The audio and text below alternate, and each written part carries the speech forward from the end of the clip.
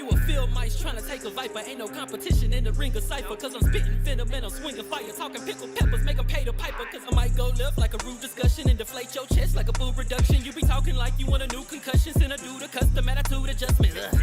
These are fighting words. Better give me that respect that I deserve. For another knuckle sandwich I would serve. Have him tipping, moving like a tire swerve. Out here acting bad, thinking Michael Jackson. Even got his one and only homie capping. You a phony homie, now you owe me action. Have him singing Tony Braxton. And they all wanna talk for attention. But the fame only lasts for an instant. Mama got hands so I'm bred for the tension. I'ma leave him red, you can dance to redemption.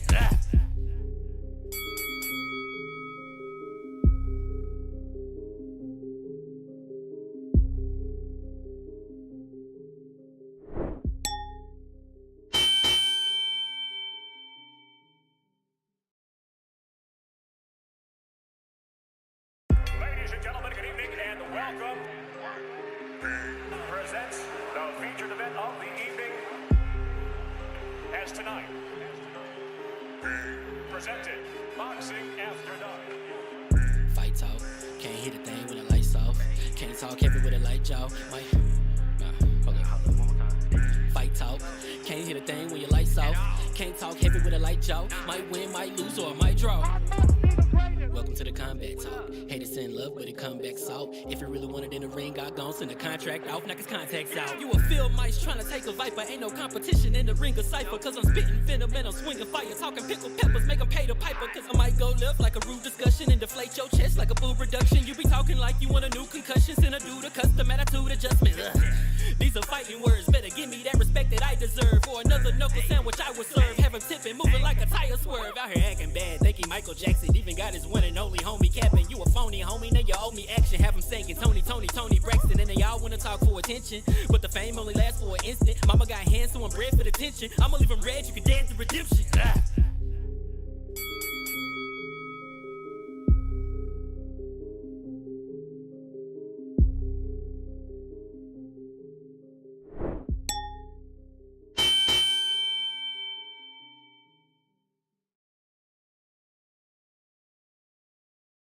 Ladies and gentlemen, good evening and welcome.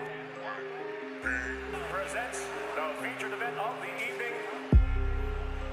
As tonight, presented Boxing After Dark. Fight talk, can't hit a thing when the lights off. Can't talk heavy with a light jaw. Hold on. Fight talk, can't hit a thing when your lights off. Can't talk heavy with a light jaw. Might win, might lose, or might draw. Welcome to the combat talk. Haters in love with a comeback salt. If you really want it in the ring, I gon' send the contract off, knock his contacts out. You a field mice trying to take a viper. Ain't no competition in the ring of cipher. Cause I'm spitting venom and I'm swinging fire. Talking pickled peppers, make them pay the piper. Cause I might go left like a rude discussion and deflate your chest like a boob reduction. You be talking like you want a new concussion. Send a dude a custom attitude adjustment. These are fighting words. Better give me that respect that I deserve. For another knuckle sandwich I would serve. Have him tipping, moving like a tire swerve. Out here acting bad, thinking Michael Jackson. Even got his one and only homie capping. You a phony homie, now you owe me action. Have him singing Tony Braxton. And they all wanna talk for attention. But the fame only lasts for an instant. Mama got hands so I'm bred for the tension. I'ma leave him red, you can dance to redemption.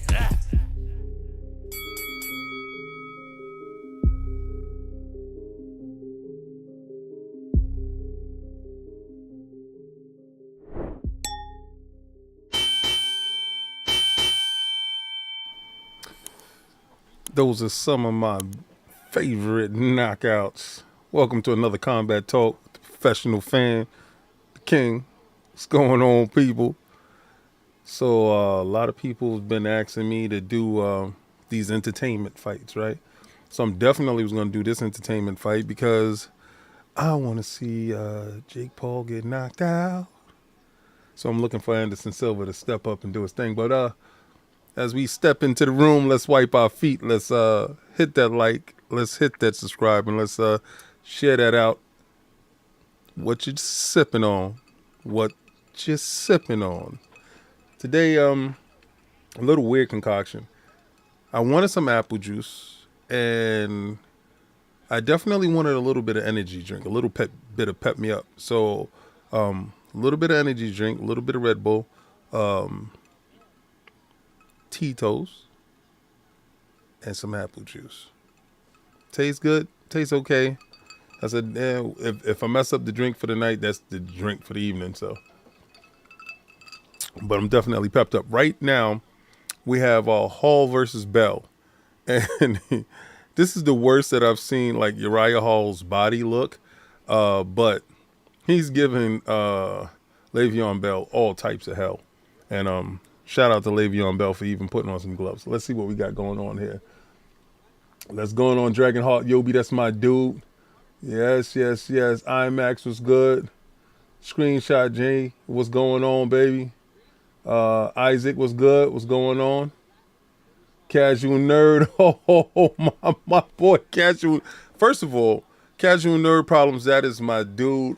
Statue collecting is our passion. If you haven't went to his channel to subscribe, please, at some point in time, go watch his stuff. It's great stuff. Me and him interacted with each other without even knowing that we did, because he purchased some statues from me. I think it was Wonder Woman or something like that. Put that in the chat, Casual. I think it was Wonder Woman. And it's always great to be able to share your passion with somebody else, and for somebody to get a statue from you, or a collectible from you that you actually love so much. So it was really dope, and he's a real good dude in the community. Fantastic stuff that he's doing there on his channel. So if anybody gets a chance, go and subscribe to Casual Nerd Problems. It's so fun. Let me see what's going on. Carolina was good. What's going on? Sith Lord, that's my dude. Isaac, shout out to Cog mixing that Advanced GG Blood Orange with the Henny. That's what's up. Yeah, it was Wonder Woman, right? She's right behind you. That's what's up. Yeah. I sold my Wolverine and my Sabretooth. I had some OG Wolverine, OG Sabretooth. And I was so happy that the dude got them and brought them in a pair, because those was one of my first pair of statues that I did get. But making space, getting rid of sideshow stuff. Got a couple other stuff that's ready to sell, like that Wolverine.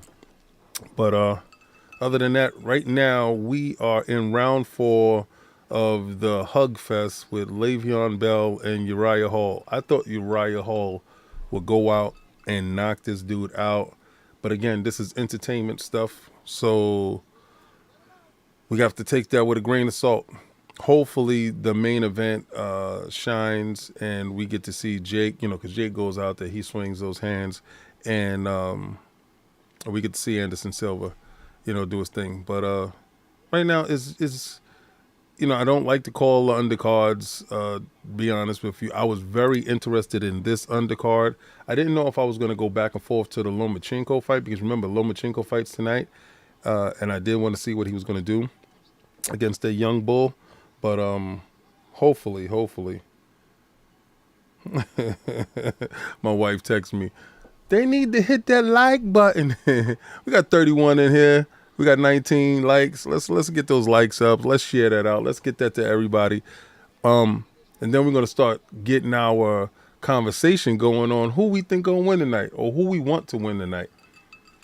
You already know who I want to win tonight. Let's stop this Jake Paul, but you got people out there riding for Jake Paul, baby.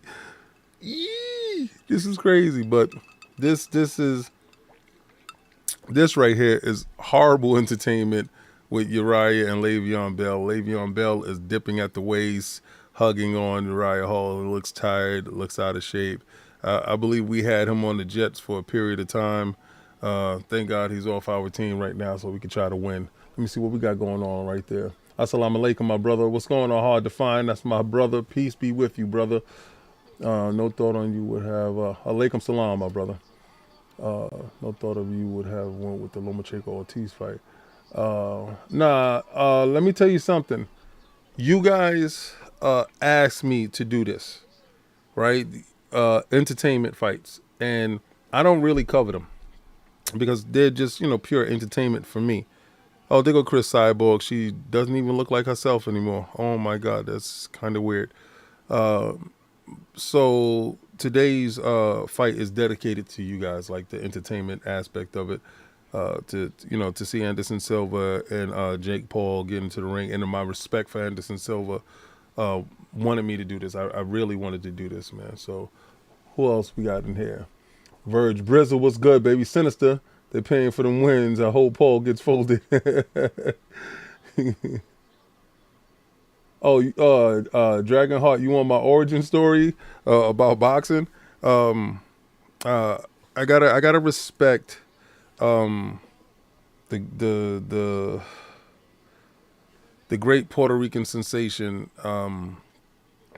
and it's very different. Like how I got into boxing because growing up in a single family household in the projects, only boy at the time. Uh, Before my mother had my sister, and only boy, period. And you got to fight. You got to fight. And sometimes, I wasn't about that, especially at my age. And my sons can attest to this. They can say that they are a certain age, but they look older, right? So I'm like 11 years old, looking like I'm 15, 16 years old. So, of course, the 15, 16-year-old kids want to fight me. So it's projects that's down the hill, and we're playing down there. And I got into a couple of scraps, and my mom's got sick and tired of me coming upstairs with tears in my eyes.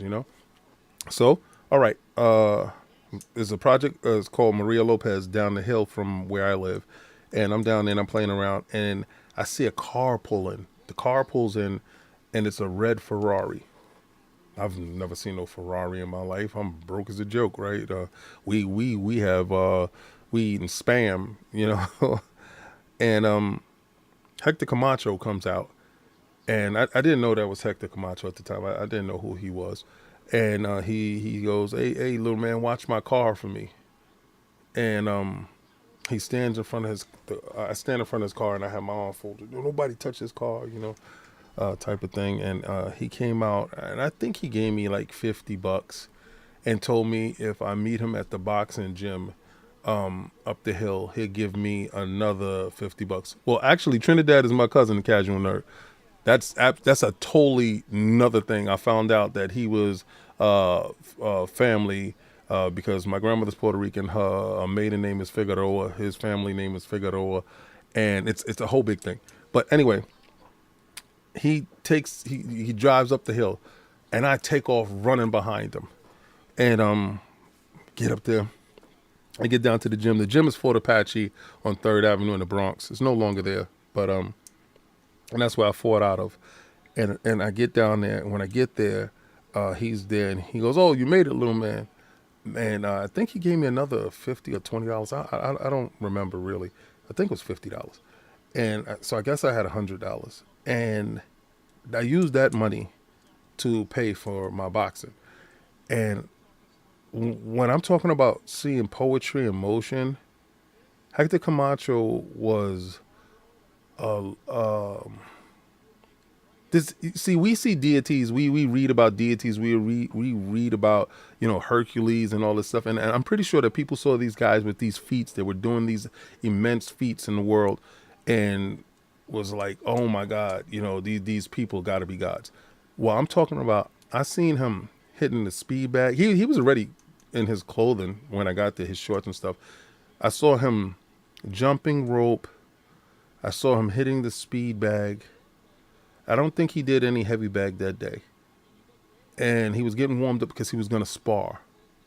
And after seeing Hector Camacho do that, like in person, it was the greatest living thing that I thought I saw at that time, right? And I wanted to be a part of that. And thank God for him showing me that. I mean, I lived and I breathed the boxing gym. I stayed there, and I did a whole bunch of stuff there. And the highlight of my amateur career was I was going to be sponsored by Shabazz on 116th Street in Harlem, and Muhammad Ali, God rest his soul, came to Shabazz, and they own a whole bunch of stuff. They're like schools, barbershops, because I would go to the barber there, and they were like, "Yo, my barber called me and was like, yo, come here," because they was going to sponsor me. I was supposed to go to Terry Norris and Arlen Norris boxing in Texas, and I didn't go. Story for another day.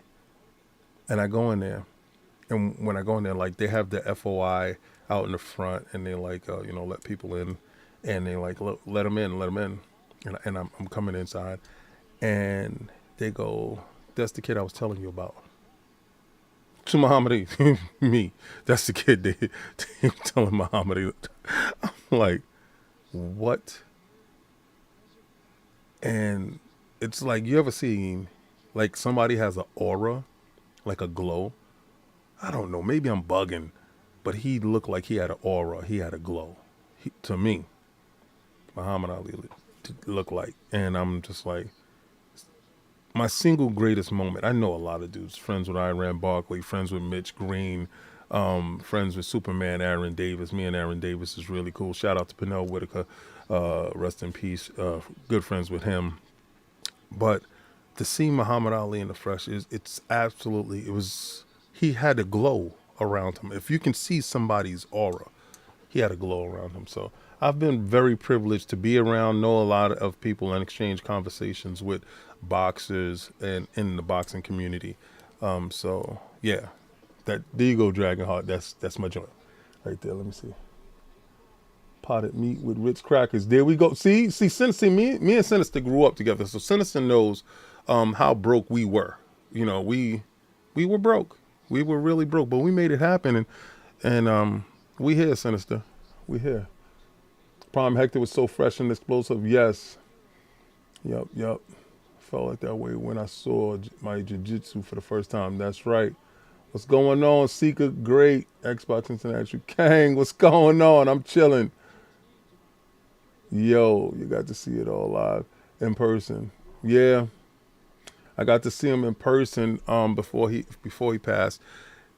Nuts stuff. Like, it's like some things in my life, like I'm just like, I wouldn't have traded my life for nobody else's. Like, it's the stuff that I got a chance to see, the people I got a chance to meet, you know, be around certain things, certain key things in my history or history that affected my generation. I was there and in that mix, and it's absolutely crazy. All right, so we have Jake Paul right now riding a horse in to the stadium. I got to give this guy respect. He's a showman. He knows how to sell. Jake Paul is a little bit different. Okay. Oh, so this was when he was going to his open air workout. So they do open air workouts, and Anderson Silva did his open air workout. That's where everybody is there to get a chance to see them working out, see them working on different things. I got to respect both brothers because both brothers dedicated themselves to the sport and dedicated themselves to trying to learn their craft, and I got to respect them for that, man. You got to put in the grind. You can't fake it. You don't play boxing. You do boxing. And some dudes probably don't respect the fact that he wasn't wasn't what he actually did for a living, but this is what he's doing now, right? You're not a boxer until you start boxing, right? He won his fights, right? So I don't care if he paid for them or not. I don't know, man. This is a true step up fight for him, Anderson Silva. Anderson's no joke. Let me see. Noob Sidebar was good. Your inspiration key still working hard trying to be my come up like you. I'm 30, so it's late. Listen. You're never too late for anything. Every day you take breath. Every day you breathe. It's never too late for anything. You just don't give up. You just got to keep going. I know sometimes it get very, very hard, but you just put your head down and you just keep going. Do what you got to do. Sometimes it beeps on you, man. Trust me. I've been through a lot of stuff, and I'm, go through stuff now. But again, don't give up. If you ever need to talk, you already know where my Twitter line is all day. I hope Anderson Silva wins. I hate how these legends are killing their legacies. Really? He's riding the horse? Yeah, Jake is good. If Jake wins, again, boxing is my favorite. Then the MMA, I think I'm going to be a good fight. Quick KO. Marvel wasn't a thing until Stan hit 40. That's right. Okay, so we have something weird that's happened here. Let me see what's going on. Tell me if anybody watching the fight, did you get a weird thing that just popped up? Let me see.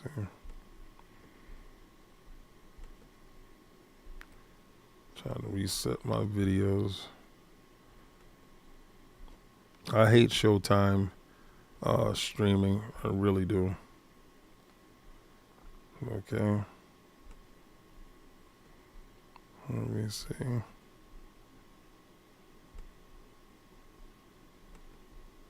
His Showtime streaming app is really ridiculous.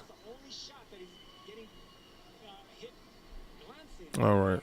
So let me see. The MMA have MMA.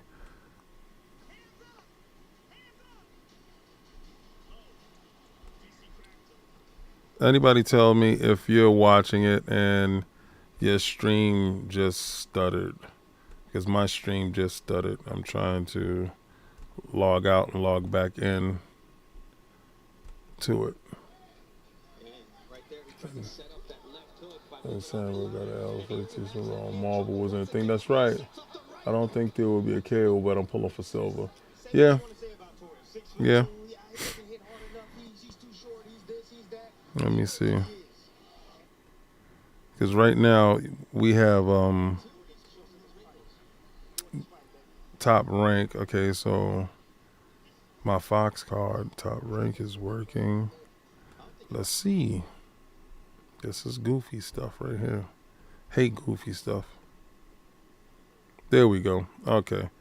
Just had to log out and log back in. So Jake Paul is walking in. I love the duality, what he's doing. He's using the black and white thing, and that's really cool. That pays homage to a lot of stuff if you're into secret knowledge and stuff like that. So I'm pretty sure that these dudes study, meditate, and he's actually based out of Puerto Rico, which is really crazy. Let that sink in a little bit, right? Jake Paul and his brothers based out of Puerto Rico. They live out of Puerto Rico. It's really dope stuff. Silva, my favorite MMA fighter of all time. What's the point of a dude fighting Asian non-boxers? Yeah. It should be starting probably within the hour. Usually we wrap up by 12 o'clock, the latest, to be honest with you. Remember, Anderson Silva fought was Julio Cesar Chavez Jr., and he beat him up, pretty good. So MMA, remember, Anderson Silva is a kickboxer, right? So he does boxing in some form. And then he was on the undercard with Floyd Mayweather not too long ago. I know you guys don't want to see aging boxers do these things, right? They weren't getting paid. Anderson Silva wasn't getting paid. He wasn't getting paid the money that his caliber of fighting demanded, right? So if in this fight he can get a 10 million, don't you champion that? Don't you wish for these guys to have a greater afterlife from the sport? Because I'm watching the sports, and some of our favorite dudes aren't living the best after their sport, right? So yeah, I'm into the entertainment aspect of it, that they could make some money. I mean, that's a good thing, right? Let me see. I'll be waiting for the boxing game. Gotta be heat. If he beats Sylvia, he deserves it. But if Sylvia wins in his age, something to keep going on. They said to be taking advantage of the taxation about living in Puerto Rico. Of course, I'm sick of Jake Paul. If he wants to act tough, he needs to box real amateur boxers at his age range. There's no money in that.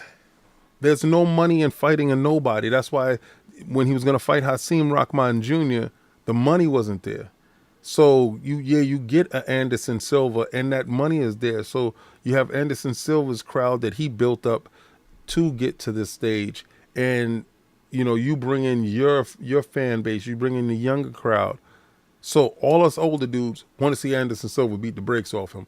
All the younger dudes is like, yeah, Jake Paul. So that's a great dynamic. And then you bring in the contingent of Brazil, and then you bring in the YouTubers, the young kids in from this side. So the money is there, and they have good undercards. The production value is very high. It's not cheap, right? So you got to give the brain trust behind it some type of kudos, right?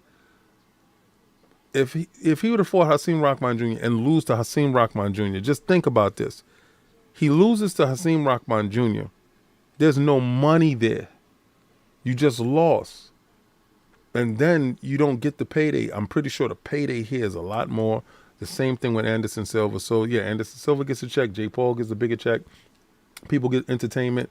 We're here for the entertainment factor, right? Let's be honest. This is just entertainment. This is absolutely nothing else. And if we do get something fantastic out of it, then we get something fantastic out of it. Let me see. GSP is next up. Yo, my wife was asking me that. What the hell did they have to introduce GXP for? GSP. Why? And I said, he's there for a reason. Is it a setup? Yo, I want revenge from my friend type of thing. It's something. That'll be dope. The GSP needs a check too.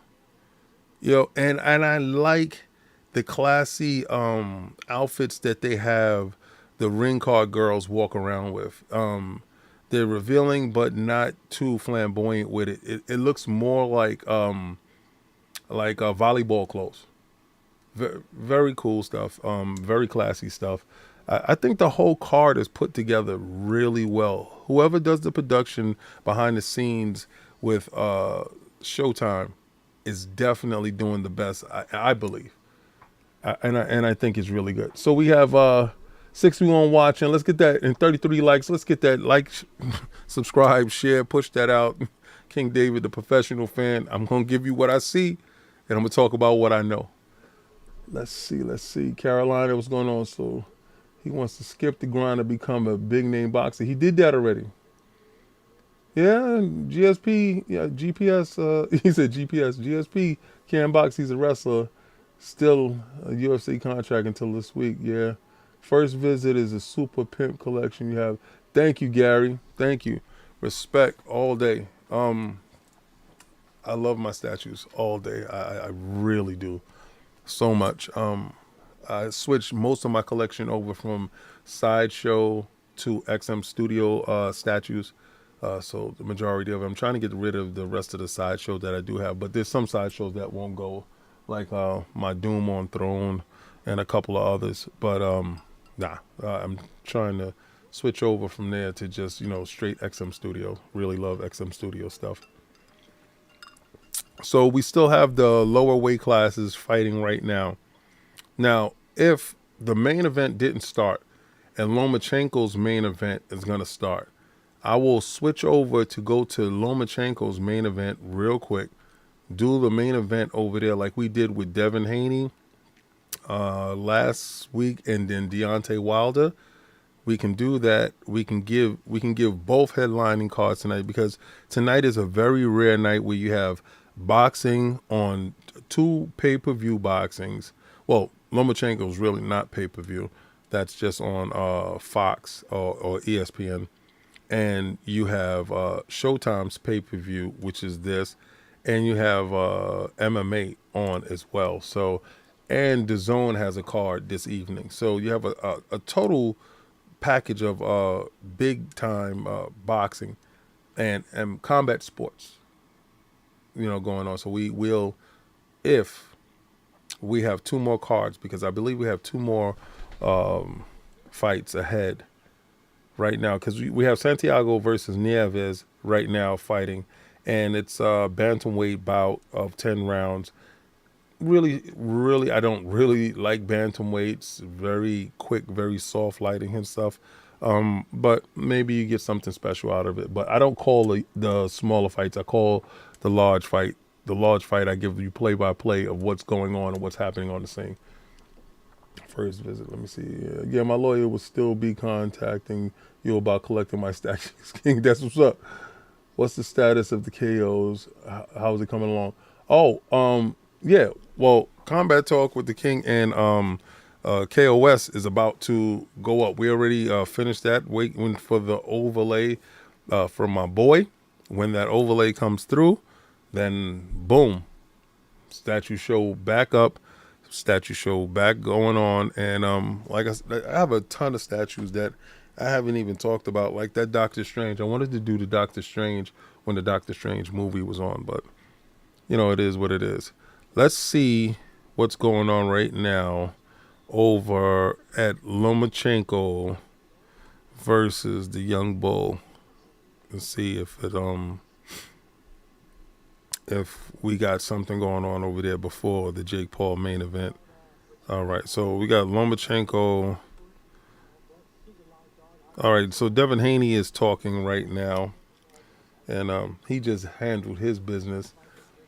So how you guys feeling with Bud taking that fight with I don't even know who that guy is, Avestesian, David Avestesian? He was in talks to fight to Spence, but what the hell happened? Like, he pulls out to go fight, slow-mo back slap with Scud, baby.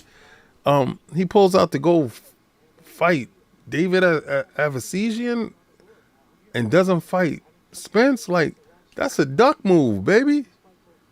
So I can't respect that at all. Once you in talks to have this fight that we all wanted to see that happen this year and could have happened this year, now we got to wait till next year. But you got Bud fighting this dude. Bud could lose to this dude. Then Spence going to fight this dude to get that belt and leave. So I don't know right now.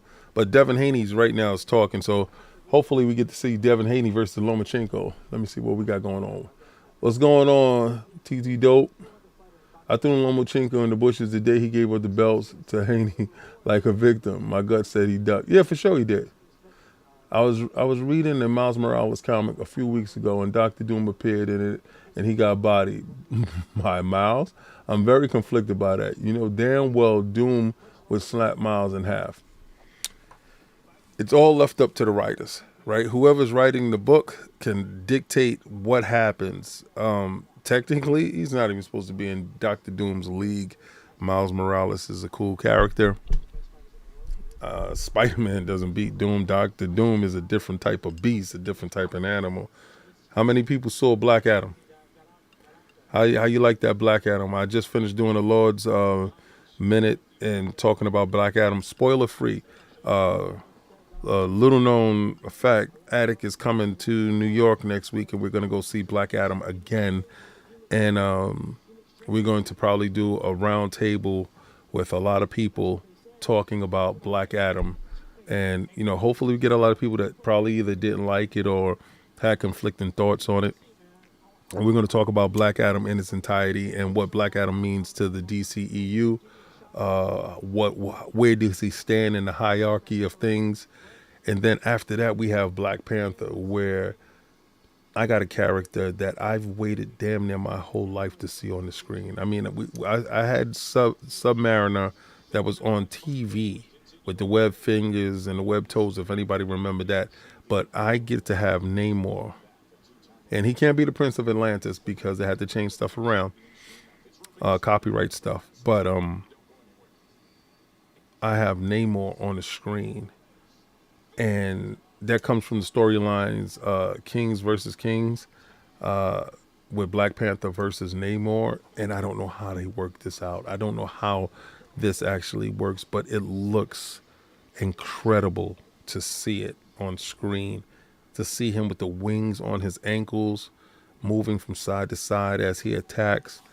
I've waited for this forever, and to get this on the screen now this is like a kid in Disney World, like this stuff is utter amazement. So know that the books that you're reading now, let's just say you're a younger kid right now, you're reading books right now, know that there's a possibility that what you're reading, those characters that you're falling in love with right now, could be on that big screen.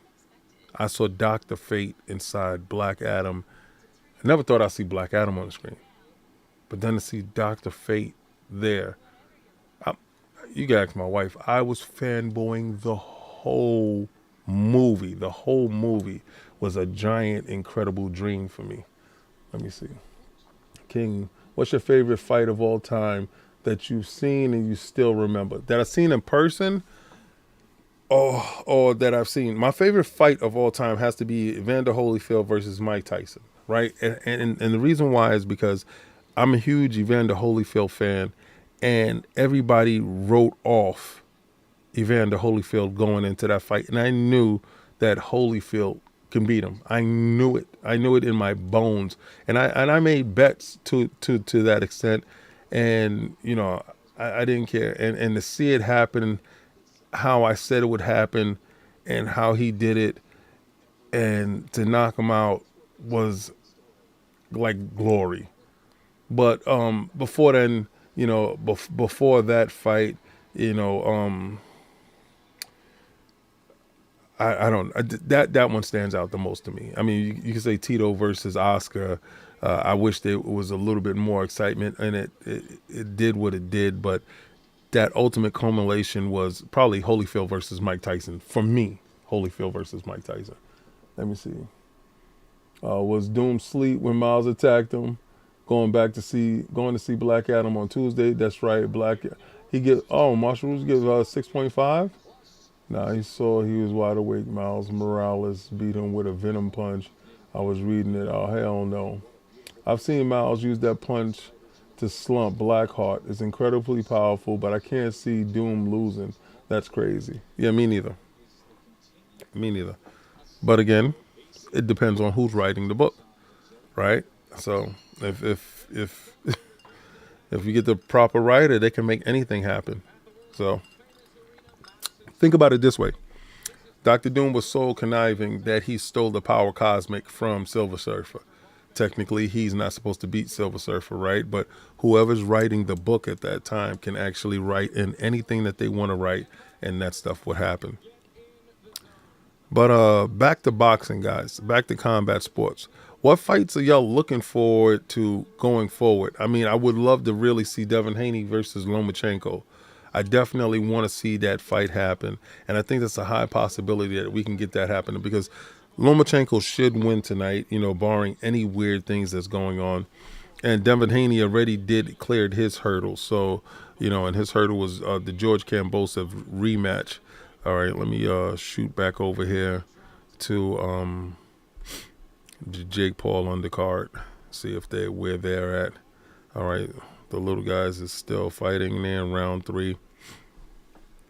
And this should go on a period of time. Like I said, normally by like around 11:30, quarter to 12, we'll get to the main event, and that'll happen. Unless all the undercards are knockouts. And it seems right now Nueves is going after Santiago at a hard pace right now. So highly possible stuff. Let me see. Right. BMB wrote Iron Man beating Magneto. Yeah, that's ridiculous. How the hell can Iron Man beat Magneto?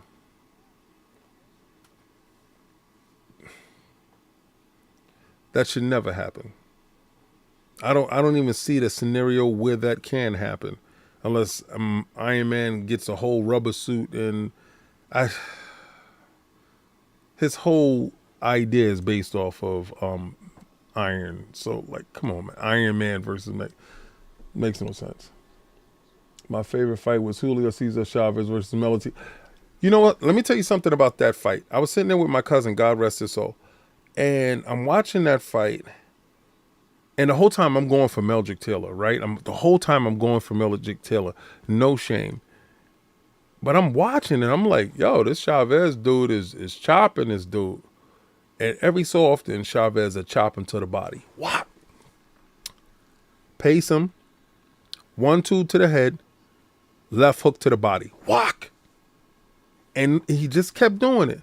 And the guy, I've never seen a single-minded dude up until that point. Like, I've never seen a hunter-killer stalker in the manner of Julio Cesar Chavez. Let's give him his respect. Julio Cesar Chavez Sr., not Junior.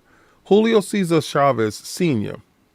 in the prime is a brutal, bone-breaking dude, right? He knows how to cut off the ring. He knows how to use his jab intelligently. And his right hand and his left hook was something to be feared. That left hook to the body was something to be feared. What he did to my idol, Hector Camacho, was something terrible. But that fight, Meldrick Taylor hit him with the kitchen sink, everything but the kitchen sink.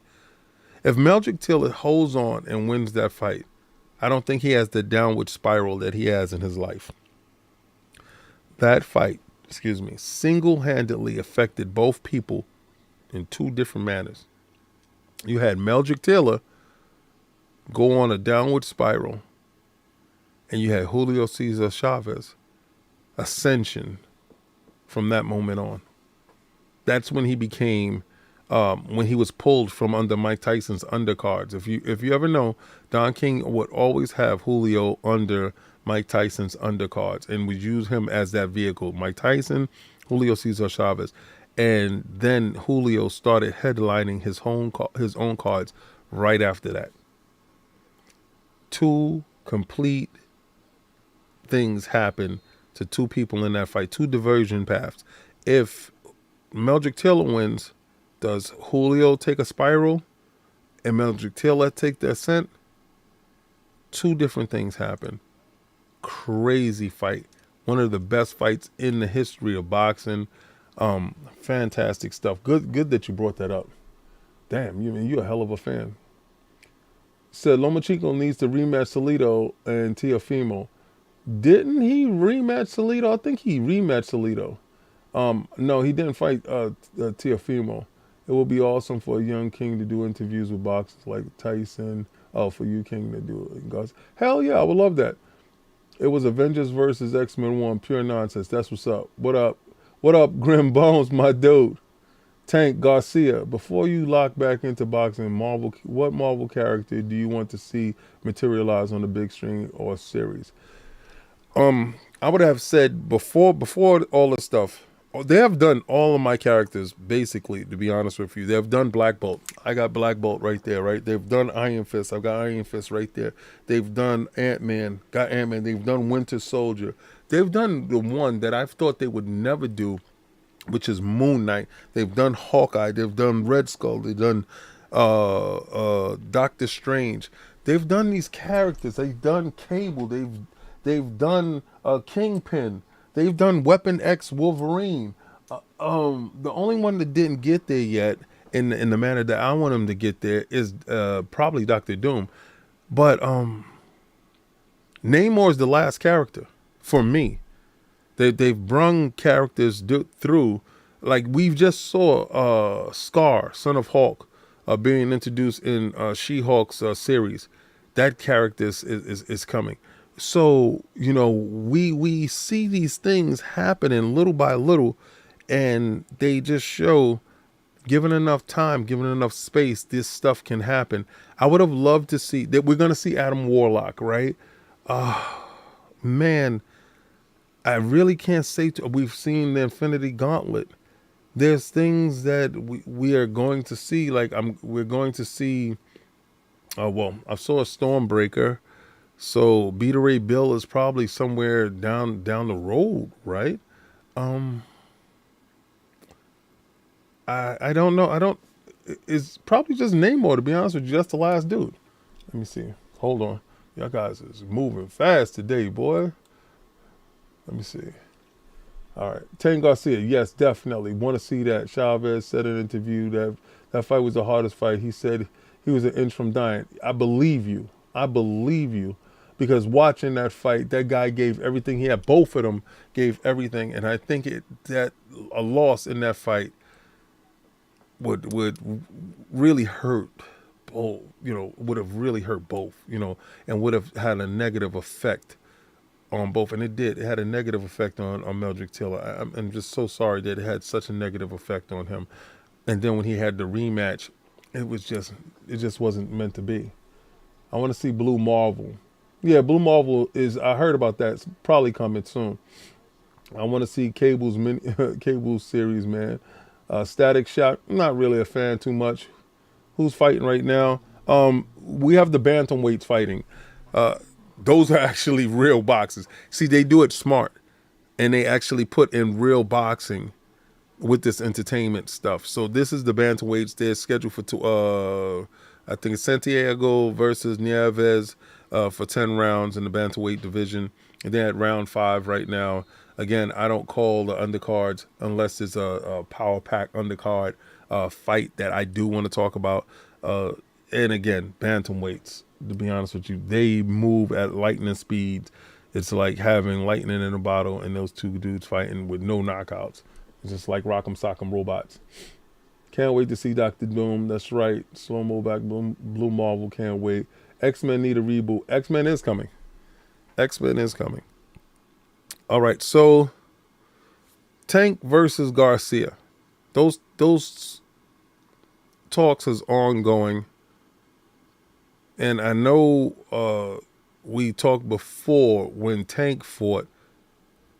Now, since Garcia had that win with that crazy left hook that we saw, who do you think wins that out of Tank versus Garcia? Do we feel that Garcia is a lock? Do we feel that Tank is a lock?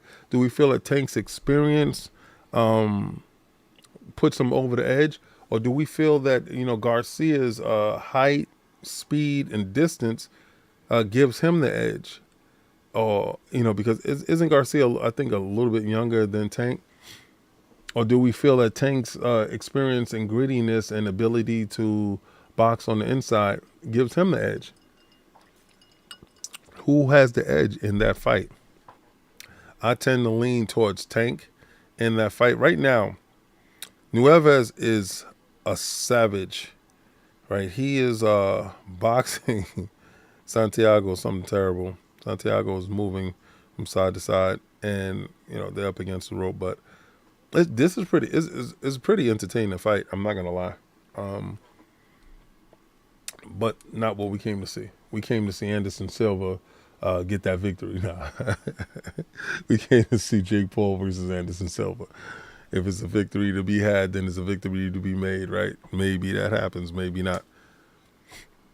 But wow, that's a nice 1-2.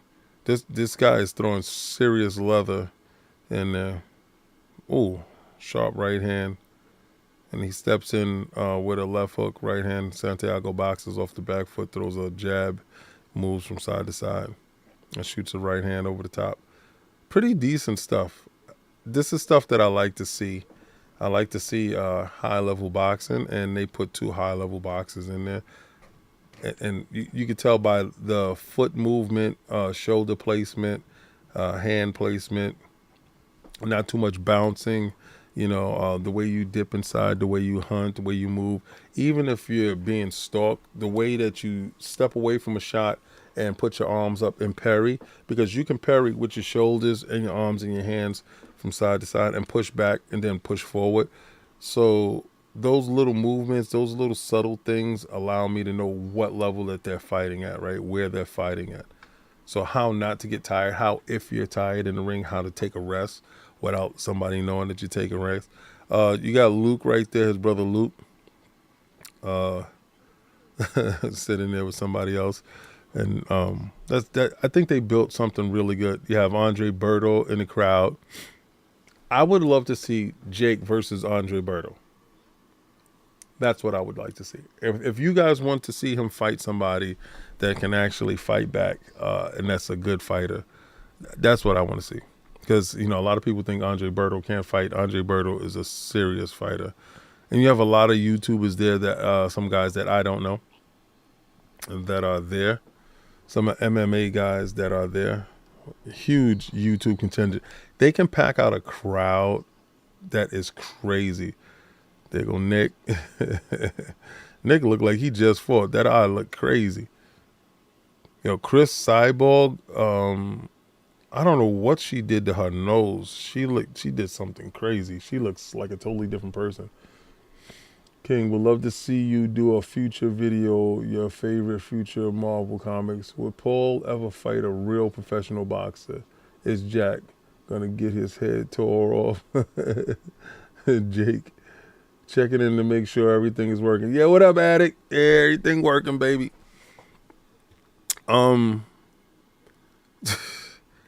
If I can get a chance to see, you know who I would love to have interviewed? Stan Lee, on a lot of his choices back when stuff wasn't in a good climate. Because remember, Stan Lee was doing comic books during racial divide, marches and stuff like that throughout our country.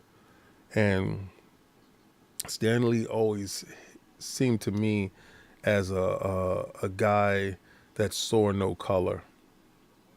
You know, a guy that always believed what was inside the person.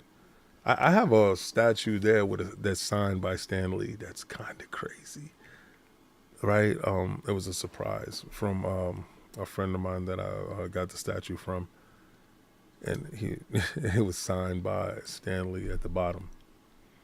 Incredible stuff. You know, to know that Marvel was on the brink of being gone, and DC is on that brink right now. So we need Black Adam and these movies to do good, so Warner Brother can sell them to somebody that's gonna be, you know, viable. Because Discovery doesn't want that stuff.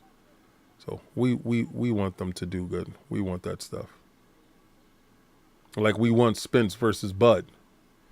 Like we want Joshua versus Wilder. Who's Wilder's next fight? Who's Wilder's next fight? It should be Joshua, because we got Fury fighting a fight that nobody cares about. We wanted to see Fury versus Usyk, and Usyk decided not to take that fight for some weird reason. So again, just like Bud, well, at least Usyk doesn't have a fight lined up, right? Bud is fighting somebody that we don't know. The normal public doesn't know. So, and you have Lomachenko doing his warm-up fight tonight.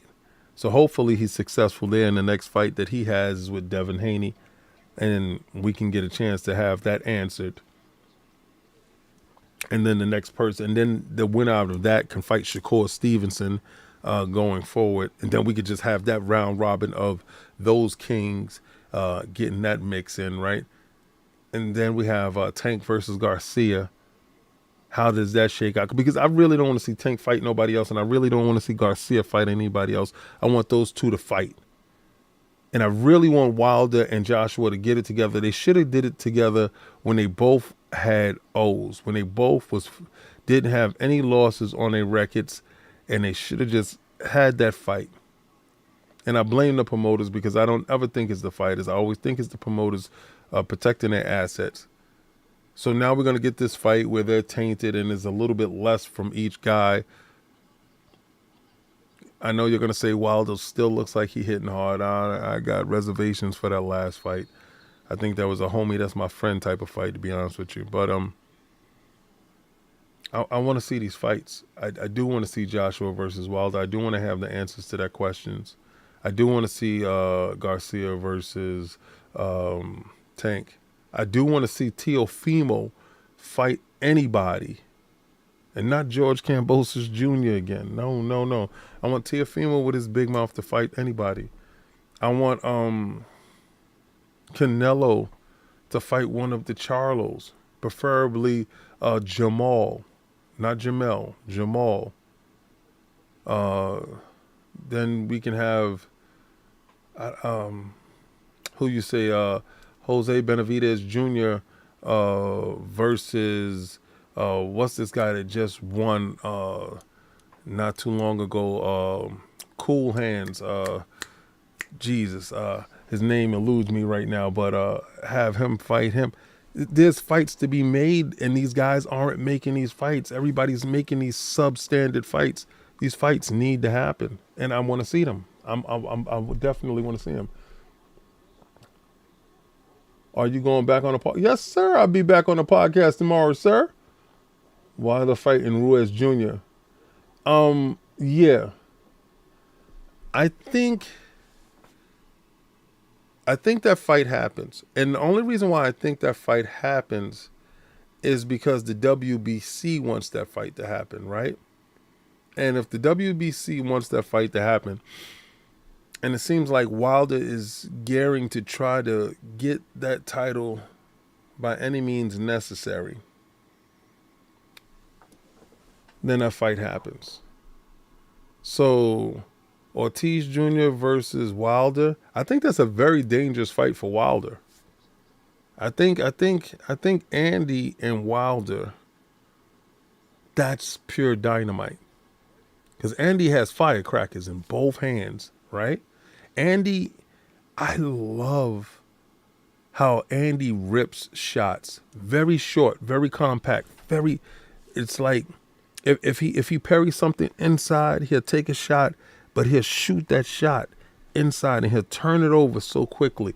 And you don't think that he's able to do it, and that's how he catches people off guard. And you don't think he's able to close distance. He has very swift feet, not fast feet, swift.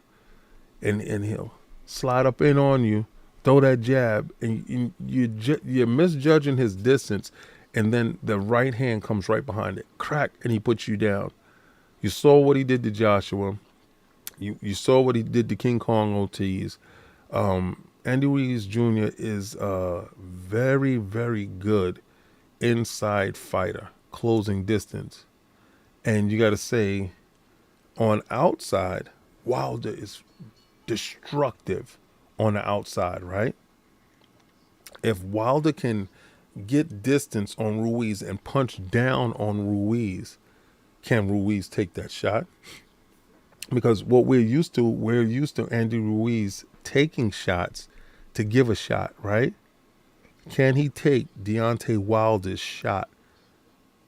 Not too many people have. Only, I think, one person made it, and that's Tyson Fury, or was it two people? But he came back and avenged that, and with a 30-second knockout of Bernie Stavine. So, all right. So the fight is over. They called the fight on Santiago. He's done. Whoever has beat him. We're one fight away from the main event, and that should be some good stuff, right? One fight away from the main event. But Andy Ruiz, can he get in close enough to give Deontay Wilder enough hell?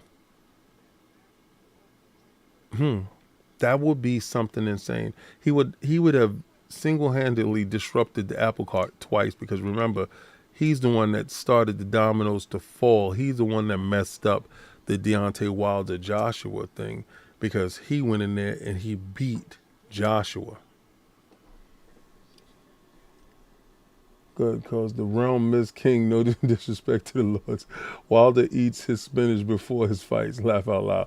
Yeah, Caleb Plant. Thank you. Caleb Plant. Thank you for helping me, man. I do respect that. I would love to see Benavidez versus Caleb Plant. Caleb Plant. I think Caleb is an underrated fighter. And I think that David Benavidez needs or deserves to have that big fight. He deserves it, man. The guy has been sitting out there. He's been fighting everybody that people put in front of him. Nobody wants to fight that big, strong Mexican dude. Nobody wants to fight him, man. They call him the Mexican Nightmare, and for all good reason. We have 74 watching. We have 57 likes. Let's get those likes up. Let's do that, please. We got 2 fights to the main event, and I know everybody's here to see Jake Paul do his thing. Everybody's here to hear me call Jake Paul versus Anderson Silva. Little known thing is I have a bias, and I'm pulling for Silva. I'm pulling for Silva. Who that? Hollywood Rules, what's going on? That's my dude. Man, everybody's pulling up, man. This is what I'm talking about. This is what I like. This is what I respect. You know, just hanging out. You guys giving me some time. I'm trying to give y'all the best, something different. But we're definitely going to be there. I just had a family issue last week. That's the only reason why I wasn't on the show. And I was right there. Like, I got there and I had to run back outside the house. So, stuff like that happens. Hardly ever miss a show, if any. But again, I hate missing. And we had good topics that I wanted to talk about. I wanted to talk about Helena with the Bayonetta thing. Now we see, right? That kind of sucks. It hurts. It hurts. It hurts when somebody has a job and they feel underappreciated, and they see everybody else making all this money, and they feel that they're integral to this process, and they don't get what they feel they deserve. And it hurts that it went out this way, and she has to look like this in the public. Nobody wants to look bad in front of the world. You know, it sucks, man. Let me see what we got here. People take West for granted because he's fat, but he's a good fighter. I don't know why they didn't let that be shown. I got you, Marsh. Yeah. Yo, Sony does stay giving me topics. I got my wife wanted me to show something. I'm gonna tweet something out before I go upstairs. I got the new controller in for the new PlayStation 5 stuff, but nah, I really wanted to talk about topics last week. Microsoft Store, that thing is huge. The Microsoft Store is huge. That's a huge thing. All right, so they're clearing out the ring and they're taking their time clearing out the ring. They're talking to Arian Hilbert. I really like this guy, the MMA guy. He reminds me of Colin so much. The way he's so professional, the way he attacks the conversation, the way he's analytical to things, and logical at the same time. It's really good to see. I like that stuff. And the guy that calls MMA stuff is really good stuff. Hey, I know y'all know who I'm talking about. He said Lognet wants Jake Paul to win. Yeah. It's his show. He might win, right? But you always say, go with the betting dollar, right? And that's quite possible. But now that Spence, I don't know who Spence fights right now because he wanted to fight Bud. So who does Spence fight? I want to see Spence fight Keith Thurman, but he won't fight Keith Thurman. He doesn't. When he wanted to fight Keith Thurman for the belt, Keith Thurman ducked him. Keith Thurman talked so much crap, and he told him he will not let Keith Thurman make money with him. I say break Keith Thurman down. That's what I say. I say break Keith Thurman down, get Keith Thurman, and give Keith Thurman a beating. That's what I say. I say do that. But again, I'm not in his shoes. I didn't have to deal with what Spence had to deal with. So does Spence go up? Does him and Bud, and I know Bud would automatically try to fight for one of those belts down there. Bud would go around and mess around and fight Danny Garcia, get hurt. He would mess around and fight one of those champions like Ugas and think it's a joke and get hurt. And he would fight Thurman and get hurt. I think Bud understands a lot of things, and he's very smart by taking this other guy, the David Adavisian, opposed to fighting Spence. That really sucks, man. I really thought that we would get that fight, and I hope we do. I'll be waking up thinking it's a nightmare. Like, I can't believe that happened. Like the same time, when Mike Tyson was supposed to fight Holyfield the first time and all these other things happened when he lost to Buster Douglas and, Holyfield had to go clean that up and fight Buster Douglas and get the belts and wind up having, and Mike had to go to jail and Holyfield had to, fend for himself out here and fight Bo and all this other stuff. So I don't know. We got good fights that's available, good fights that can happen. And let me see the Lomachenko fight. Hopefully they didn't start yet. So we have 3 fights. No, we have only 2 fights left for the Jake Paul fight. Let me see what's going on over here with Lomachenko. Do we have Lomachenko getting ready for the ring?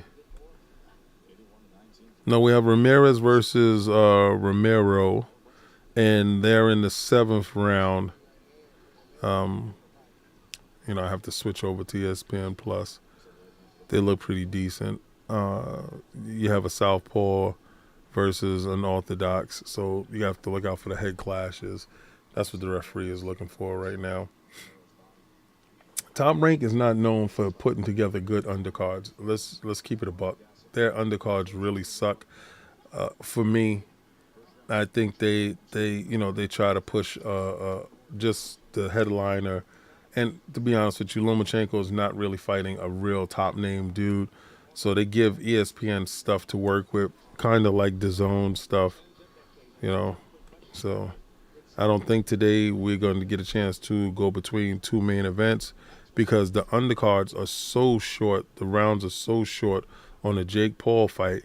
These guys are top amount of rounds probably going is 8 rounds. Like right now we have Ashton Stavel versus Rodriguez. That's the Dominican versus, I think that guy's black.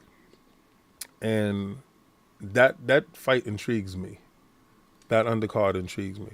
All right, so we got Jake Paul talking right now, and he's talking about him and Anderson Silva, and it's his face. It's his face. It's his face. Jake Paul has a face that you want to punch. You want to punch his face because you know he's a bad kid. You knew he was a bad kid. You know he was doing bad things, and you know he's just up to no good. And he has that mischievous face, and that's what makes it dope. What's going on, K Asante? What's going on? That's my brother. Saw your stuff today. Love your stuff, man. Benavidez has a strong attack, but his defense is not so good. That's why I feel Canelo would destroy him. See, the thing about it is, Benavidez, when you have a strong offense, and if you can keep your opponent on defense for a long enough time, then you can win. What I see with David Benavidez versus Canelo, if Canelo doesn't weight drain Benavidez, which he can't, I don't think so. And if they fight at 168, I can see David Benavidez battering Canelo. Hear me out. Canelo very recently, with the injury to his shoulder and the injury to his knee, plays against the ropes a lot. Right? David Benavidez excels against opponents against the ropes. He has probably an 80% connect percentage against opponents that play the ropes. So if Canelo was to play the ropes with David Benavidez, that would be basically a death sentence, right? So what he would have to do is he would have to keep the fight in the middle of the ring. Now, I believe Canelo has enough defense that he can slip enough shots to get inside to throw those punches to the body. Not necessarily the jab. What you will want to do is hurt David Benavidez to the body and shorten the distance on his shots. Now, if Canelo can actually walk David Benavidez back, I don't think David Benavidez fights good off his back foot. So if he can walk him down, slip his shots, get inside to the body, and he can put Benavidez on the defense opposed to him being on the offense, that's the way I see Canelo beating David Benavidez. And that's highly plausible. But at the same time, I can see Benavidez young enough, strong enough, and capable enough to keep Canelo at distance and shoot his shots the same way Bivol was able to do it to Canelo. And Bivol's defense, remember, everybody was talking about the Bivol's defense, wasn't all that good. And Bivol doesn't fight fantastic off his back foot. So remember, all the same things that I said about David Benavidez, Bivol has those same deficiencies. If David Benavidez can fight the same fight as Bivol and push Canelo back at key moments, and I think David Benavidez hits harder or sharper than Bivol. I think David Benavidez can win that fight, and that's how he can win that fight. But is Canelo a live dog in that fight? Yes. You got to look at age as well. Canelo's getting up there, so you probably say he probably has at least 4 or 5 more fights that he needs to fight, and then he's gone. He doesn't need to be here. He said, I have so much respect for old school boxers. They fought until someone almost died, not just running around the ring for 12 rounds. Bear Baron was good. Okay. I used to like 15-round fights. And the reason why I love 15-round fights, you wasn't going to get a draw. Right? You were going to get a definitive winner. And 15 rounds separated the men from the boys. Very simple. If you have it or if you don't. If you in or you out. 15-round fights to people today, it would terrorize them. But then you would see who's the real champions. 15 rounds is definitely needed. So, right, we have Jake Paul, and they're showing their records right now. Jake Paul, 5-0, 4 KOs. Anderson Silva, 3-1-0 with 2 knockouts as far as boxers go. And Jake Paul's fighting at cruiserweight. Excuse me if I'm wrong. Did he start his combat career at a lower weight class and gradually grew into this weight class? Because I don't know. I know his brother should be heavier than him. And the whole thing with Floyd was fighting his brother at 30 pounds over Floyd's natural weight. All right, Kesante, have a good evening, brother. My man. Peace. Thank you for stopping by. I appreciate it all the time. Everybody and anybody that come through. We have 69 with 73 likes. Oh, my God, y'all. You're making this dude cry right side. Thank you. I appreciate it. All right. So they're setting up for the last 2 fights. And I told you the undercards, if they end in knockouts, it'll go fast. It'll get there. Look at that. We're looking at 11 o'clock. Right. So we have this next fight that will go probably no longer than a half an hour. And then we're going to have the main event, which will be Paul versus Silva. And that's sure to bring the fireworks. So let's run over to the Lomachenko versus the Young Bull to see exactly what's going to happen there. What do we get there? Let's see. Romero and Ramirez is still fighting here. Okay, so nope. I really wished and really hoped that would have transpired like we did with the Devin Haney versus Kambosos. Yo, where does Kambosos go? I mean, I know Kambosos got paid a crap ton of money, right? Where does Kambosos go from here? Who do we want to see Kambosos versus Teofimo? I mean, I don't want to see Kambosos versus Teofimo. Kambosos beat him. He doesn't need to fight him again. Teofimo needs to fight him. What, for something? I don't know. Teofimo didn't look good in his last fight, but Teofimo, forgive me if I'm wrong, Teofimo went up in weight, and he didn't look good up in weight. I think he should have went back down in weight.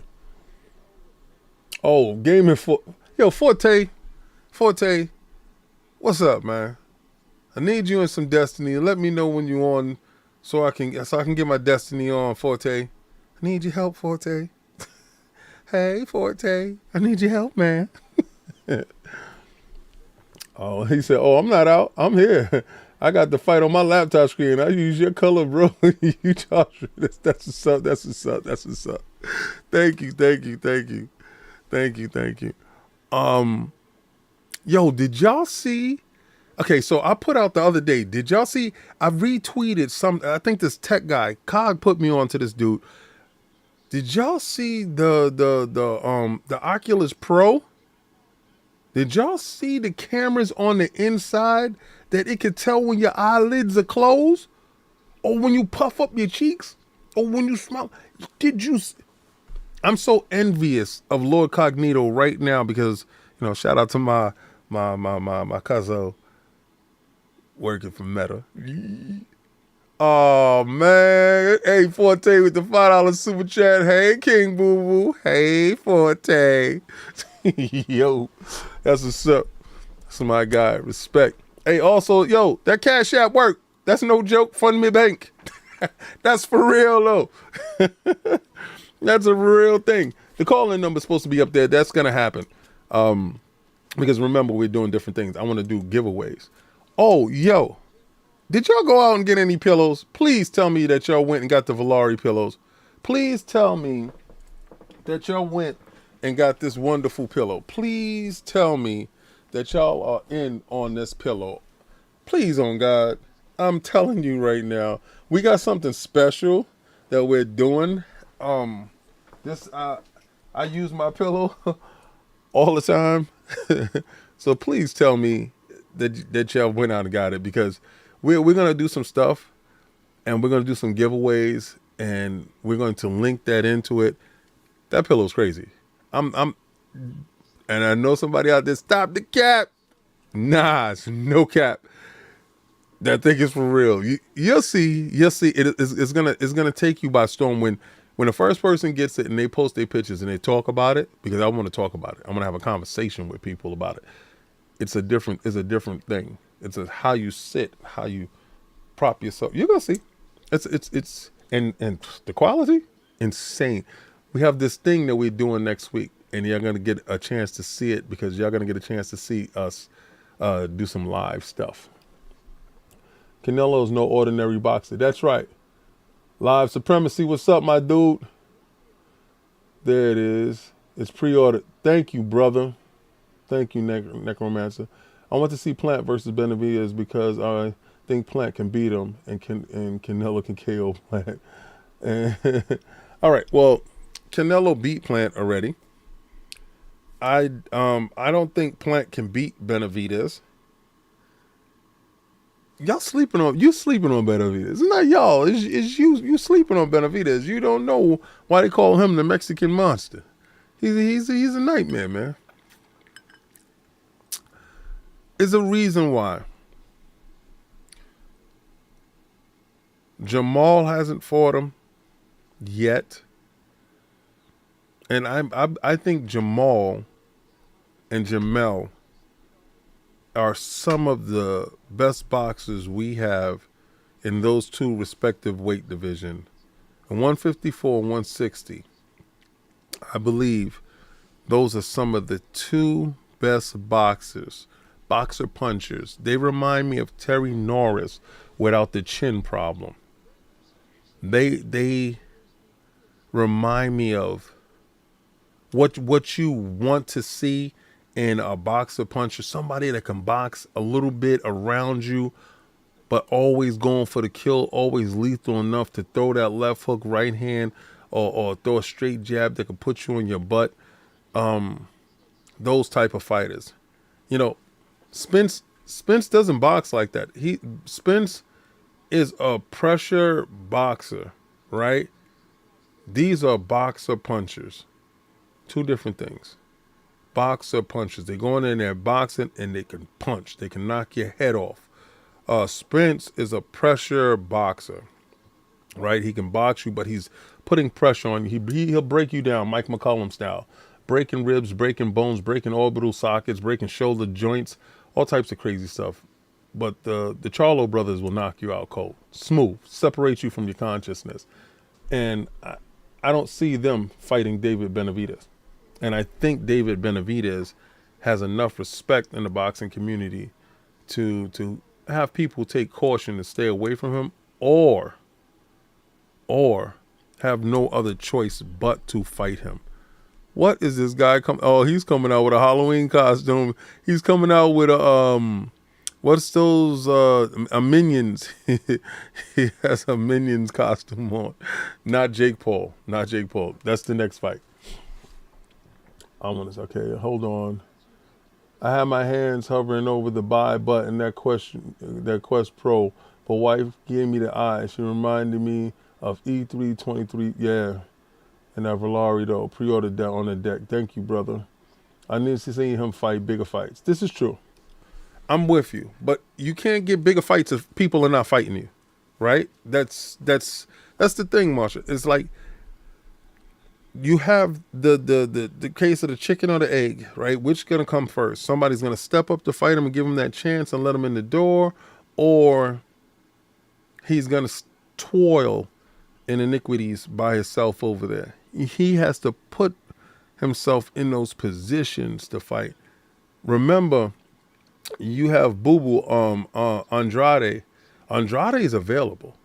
Now, if Andrade will take that fight with Benavidez, maybe we can get 2 or 3 of those fights and we can see exactly what both of them have. I don't like Andrade's style. I'm not saying that it's not effective, but you notice how he fell out of the conversation that we were having right now, and we haven't talked about Boo Boo at all. And I think that's a problem. That's a Boo Boo problem, to be honest with you, because he has to insert himself into these conversations. He had a chance to fight, I think it was Jamel, and he pulled out of the fight within a week notice. It was like a week to the fight. He pulled out of the fight, and that fight could have happened. You know, Jarrett Hurd ate his way out of a championship.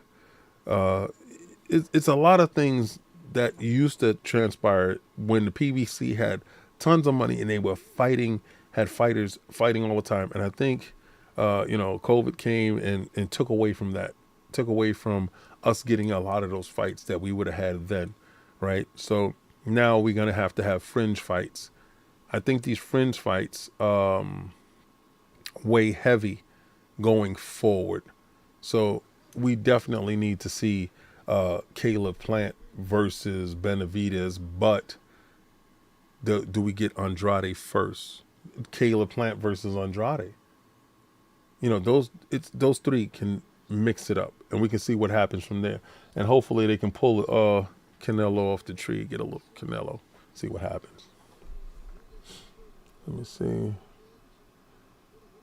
I should be a promoter. I need money first. I need money first. As a promoter, you need that cash. So if I can get that cash, then I can promote. And if I can promote, you know what it is? You want me to be a matchmaker. Two different things. A matchmaker, promoter. I would rather be a matchmaker. I would rather be the person that set up the matches, right? Set up the fights, because then you get a chance to see the best fight the best, because those matchmakers get a chance to watch fight tape on who versus who, right, and match those guys together. Then it's up to those promoters to hammer out the deals with the managers, and then once they hammer out the deals, we get the fights. So a good matchmaker can put together a fantastic fight and guide two guys to each other, or two women. Yo, shout out to the women that fought 2 weeks ago. Clarissa Shields and the whole squad, Bumgardner. Those fights were incredible. I implore anybody that hasn't seen those fights to go back and watch those fights. Those women put any men to shame, to be honest with you. Any men to shame. And it was night and day between the men and the women. And the women went out there and handled their damn business and looked fine doing it, man. I'm talking about some superior boxing with style and grace. Beautiful stuff those women did. Yeah, I still believe that Deontay gave his boy a good check. I'm sorry, man. Show me him do that against Andy Ruiz Jr., man. I'm sorry. I know his record dictates. I know Deontay's Wilder's record dictates that that's what he do. I'm not disputing that. I'm just saying, though, come on, man. He punched him from right here. And the guy fell out like somebody shot him from across the street with a sniper rifle. He punched him from right here. Somebody told me Deontay got power of the gods. Could be true. Show me it on Andy Ruiz Jr. And we know Andy takes some punches. Let me see. We need you on the mic, on the sidelines, bro. I used to be big into boxing when I was younger, but I fell off. Your color got me back, and blessings. Bruce Lee said, yeah, man, one and punched this dude. All right, so, okay, yo. So right now we have Stiville versus Rodriguez. And Rodriguez has a wide stance, right? And he's sitting very low, and he's jabbing into Stiverne's body. Stiverne has a compact style, left hook off the vert, not using the jab, very light on the jab. So he jabs Rodriguez to the stomach. This this fight, this is decent boxers, right? And yo, yo, yo, Rodriguez went ham on Staver. Staver slid over and threw an uppercut and knocked this dude out in the first round. I think he knocked him out. He's not looking well. He's shaking. The fight is over. Smooth. That's the punch that I'm talking about. You see what I'm talking about, Asante? You see what I'm talking about? Now, watch the replay on that punch, Asante. The right hand. Oh boy, I told you, oh boy ran out when I said ooh, and I was gonna call his fight. When I said ooh, he threw a right hand at him that caught my attention from me talking to you guys, right? Caught my attention. Now remember, I don't call undercard, but if I see something that's gonna smack, and that was smacking, he threw that right hand with the meanest of intentions. I've seen Gerald McKellen fight. That boy hit him with a Gerald McKellen punch. And it's the Hulk, Gerald McKellen. This boy got some power. You can tell that he has that wonderful smile. Hell of a powerful punch. They need to show the replay. We're going to get the main event a whole lot faster than we thought. But if anybody's watching this card, this young man has bricks for fists. Bricks. He hit him, and I'm thinking it was an uppercut because it came from down low. Could be a short left hook inside. But damn, I gotta see it again because he was on the attack. Rodriguez was, and this kid was backing up. Seville was backing up and caught him with a shot that separated his consciousness, that gave him thoughts on, do you want to continue or do you not want to continue? Are you about this life or are you not about this life? This kid got bricks in his gloves. Figuratively speaking, I'm talking about his hands, man. His hands is made out of some of the most powerful stuff that you got going on. That's inf metal right there. That's inf metal. He hit him with inf metal. Boy, look at this. Look at they can show you the whole first round over again, right? So he comes out, he throws straight to the dude body, right? He throws straight to Rodriguez's body. And they're standing there. He already has Rodriguez on his back foot. So Rodriguez is jabbing to his body. And Staville, I believe, I'm saying his name wrong, of course, is in a high open guard. But he touches him with an overhand right. And there was a left hook right there that he tried to land. And again, Staville is on the front lead foot, and he jabs Rodriguez to the body to get his hands lower, right? Jabs to the body again. And now here comes the right hand right there, catches him, and he's going to catch him with a left hook. It was a short inside left hook that separated Rodriguez from his consciousness. The same way Garcia did through that left hook in his last fight. It was a short, compact left hook. Rodriguez was too wide with all his shots. He was going after him, and he didn't see that left hook coming. The left hook is ill right here. Talk, pure talk, straight on the chin. Drop him. Goodbye. Good night. That's right. Go to sleep. And he was that. Okay. The reason why I thought he caught him with an uppercut is because he threw an uppercut. Like I said, I'm pretty sure my eyes are sharp. And I thought he caught him with the uppercut. No, it was smooth left hook that he caught him with. It wasn't the uppercut that he caught him with. And dear God, to see Rodriguez's hands is too wide. Caught him coming in, left hook very tight. And then, see, it was the uppercut. I thought he would have caught him with that uppercut, too. He would have separated the consciousness. He wouldn't have got up. And he hops over him. He puts his hand on his back, highly disrespectful, hops over him and gets out of the way. That's what I want to see. That's what I want to see. Andy would get skunked. That punch you can believe in. None of that mythical cheese stuff. Who punched who? Asante King, hope you gentlemen have a great Saturday. What up, Wolf? What's going on? My man, John Wolf. Yes, that's right. Hello, Supremacy. Good evening, good evening, good evening. That's what I'm talking about. That was something to see. That was something to see. That was something to see. So Rodriguez got stretched. Loma walking out right now, but we're about to get the main event over here. So Loma gonna have to stay walking out because we getting the main event right here, right now. So again, didn't even know my chain was inside out until I looked at it and touched it right there. I'm like, it looks completely dull. What's going on? Surprise! Inside out. Left hook. Look at that left hook inside. Bing! And then he's gonna bring the uppercut. He was coming for the doom with this uppercut right here. That uppercut. Oh my God. It's something about this sport that make me so happy. Mano y mano, man oh man. Pause. That stuff right there. That's what it's all about. That's what I like to see. Dear God, he caught him with a nice left hook. Boom! He blocked his shot and caught him with that left hook. So he had the presence of mind to be looking at his foe while he was fighting.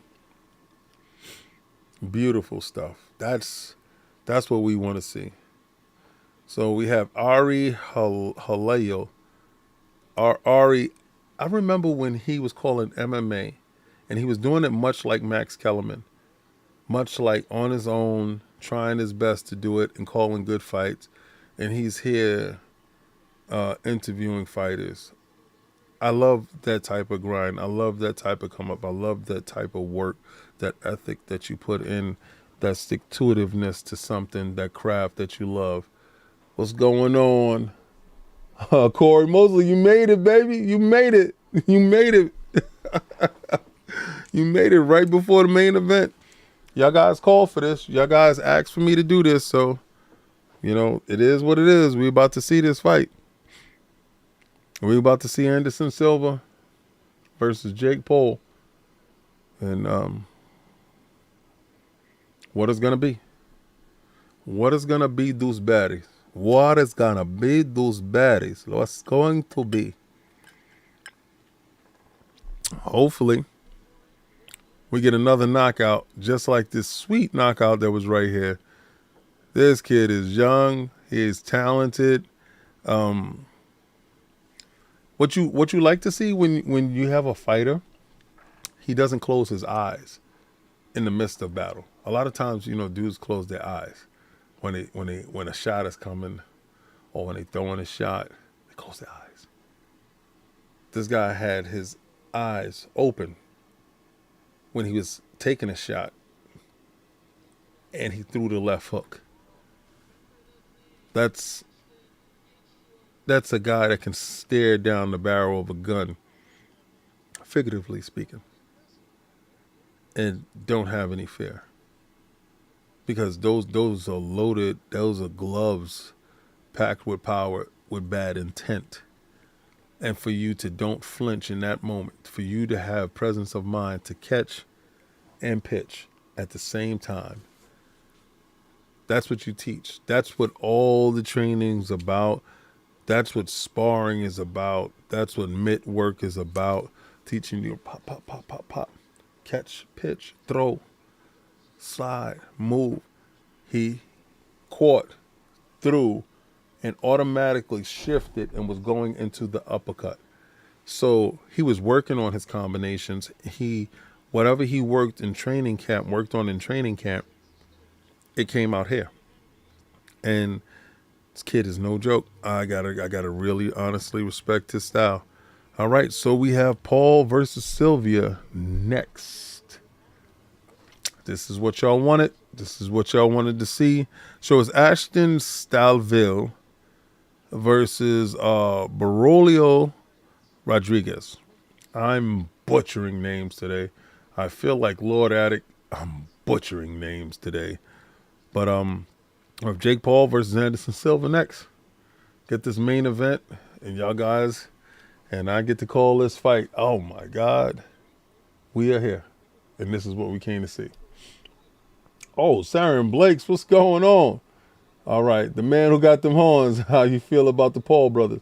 Listen, I respect anybody that can come from nothing and make themselves into something. I can respect anybody that comes from adversity, because remember, Luke got canceled, and he apologized, and he built himself up bigger, better, badder, right? He didn't fall away. He didn't disappear. He didn't shy away. He admitted his wrongs. He paid his penance, and bigger, better, badder. I respect anybody that puts their feet down and don't give up. You cannot give up on life. You have to push at every obstacle, and these brothers do that. You know, I don't have a brother. My brother's Cog, right? So I'm only boy.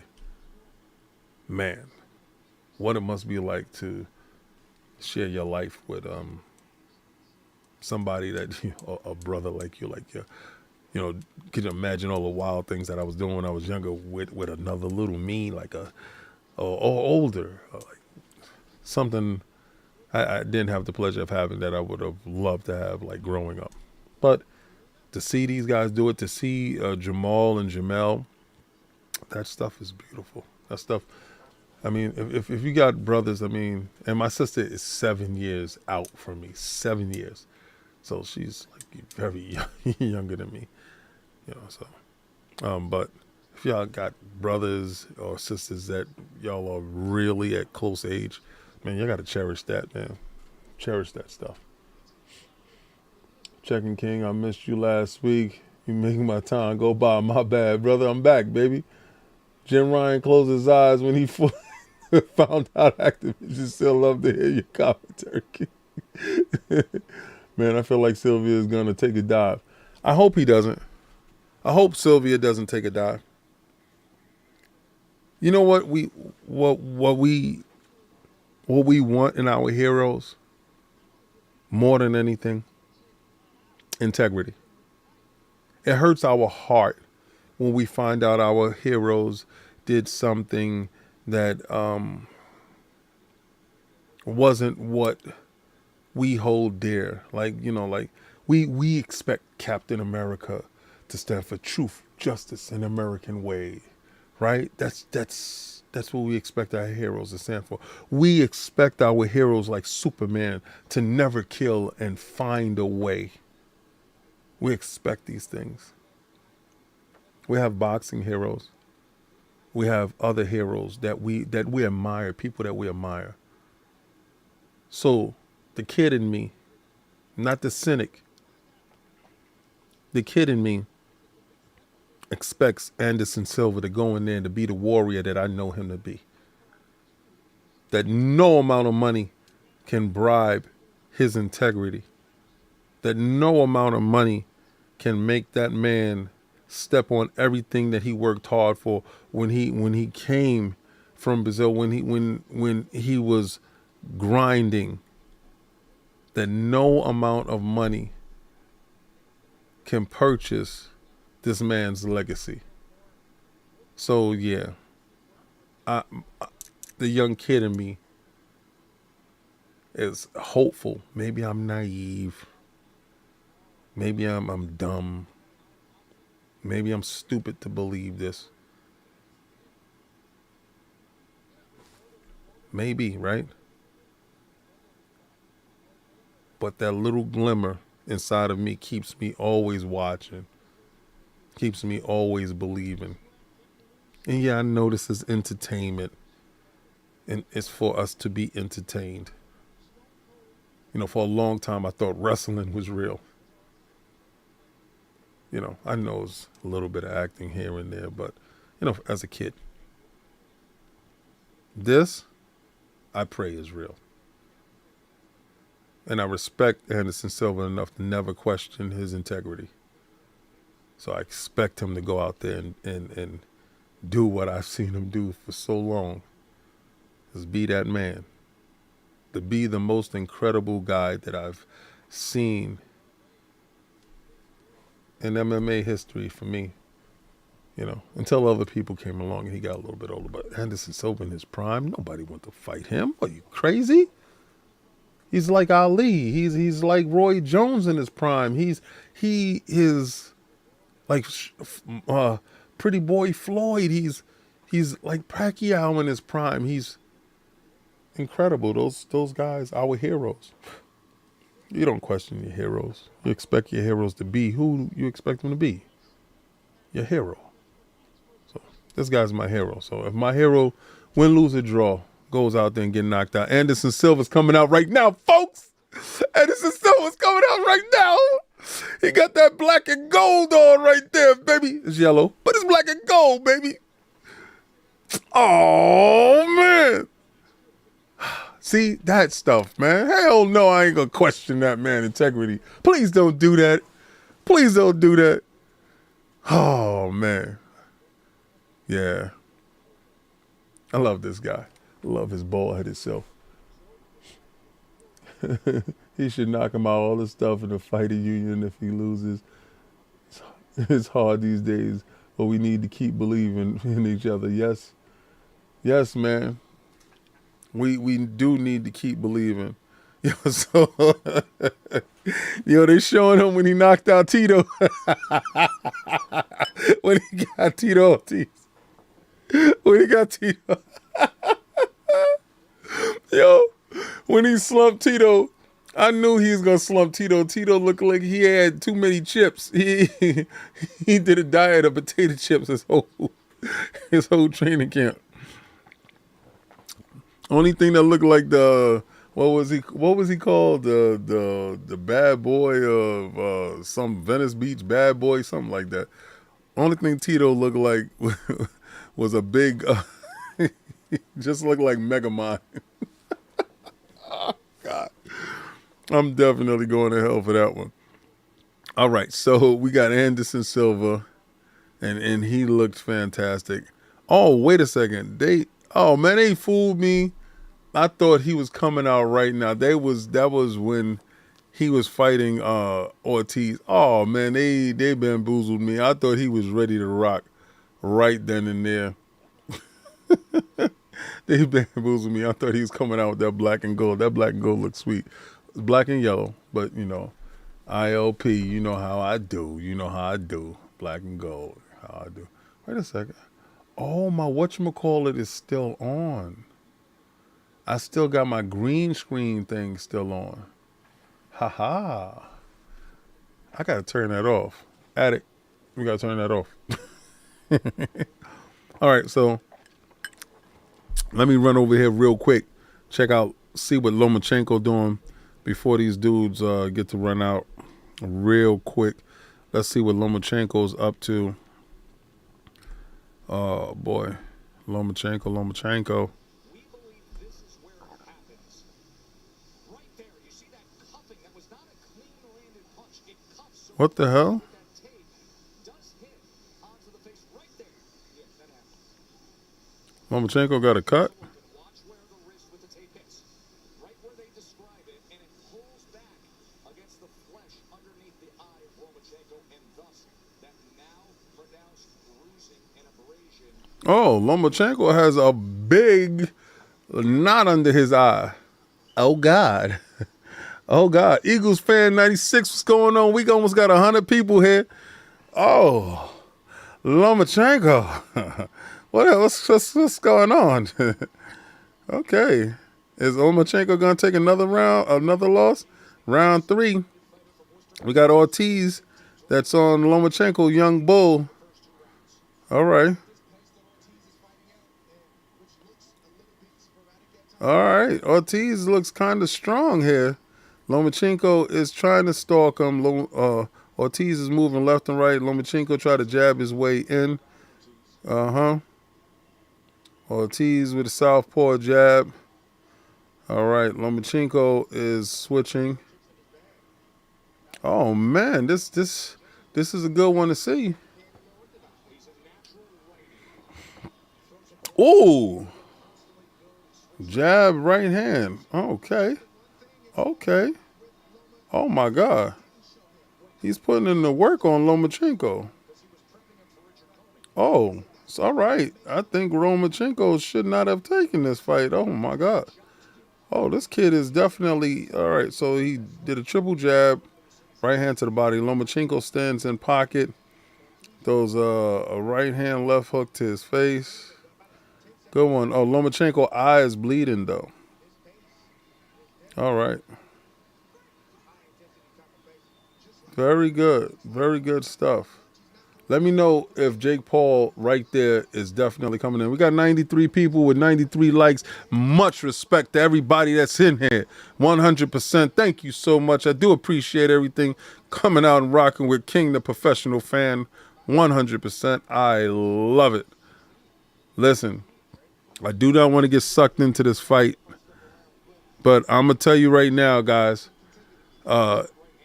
this fight right here, Lomachenko's not looking too sweet very early, and I'm going to have to come back and watch this fight a little bit later, but Lomachenko's not looking too sweet, so maybe and maybe not for Lomachenko today, but what we got today is we got Paul, and they showing Paul versus Woodley right now. Yo, so they showing Paul versus Woodley. And you gotta respect Paul, man. Paul jabs his way in. He throws a right hand, left hook. Paul is trying. He's not gonna sit there and lay on his shots. He's gonna put his shots in. Yeah, he lifts up his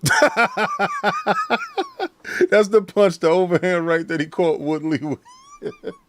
It's such a disrespectful shot because Woodley hands go and he looks like he's planking in midair, and then he planks so hard that he planks on his stomach. Absolutely dope stuff. I love that stuff. All right, so they showing this fight. Tyron Woodley KO. Tyron Woodley win.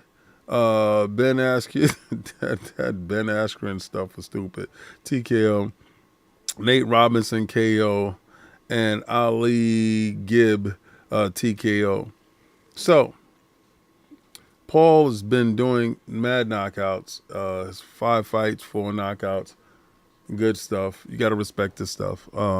It's fun. It's fun. It's exciting. It's something to watch. Let me see. Galveston, my dude, what's going on? Yeah, man, that's a great ratio, right?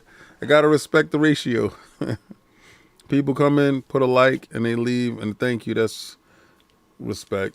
If you can get 100 loyal friends, then that's something that you're working with, and I appreciate it. I appreciate it at all times, more than you know. Well, this arena is packed and it's full. They didn't come out yet. I think they're still working on it. The fight junkie in me is gonna run back and go see what the hell is going on with Lomachenko, because the fight junkie in me can't believe that Lomachenko is losing right now to Ortiz, or perceived to what I was seeing. So they round 4 and Ortiz is attacking Lomachenko, and they're back in the center of the ring. Lomachenko slides in and he throws a right hand, catches Ortiz to the side of his face. All right, so Ortiz is jabbing, throwing a right hand, left hook. Lomachenko's, what is that? His right eye is cut, has an abrasion against it. Lomachenko stepping up his speed right now, and he's attacking Ortiz, the young bull. And Ortiz backs him off with a double jab, moves him back into the center of the ring. And Lomachenko does a shifting move with his feet, but doesn't throw a shot. And Ortiz is very loose, very in control. He's hitting Lomachenko while they're in the break. On the break, no respect for Lomachenko status. Left hook to the body.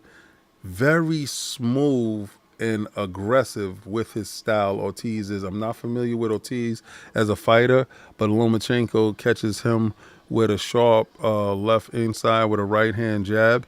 Remember, but Ortiz catches him with a 1-2, backs Lomachenko up, and he's stepping on him. He's stepping over, throws a 1-2, and he steps over.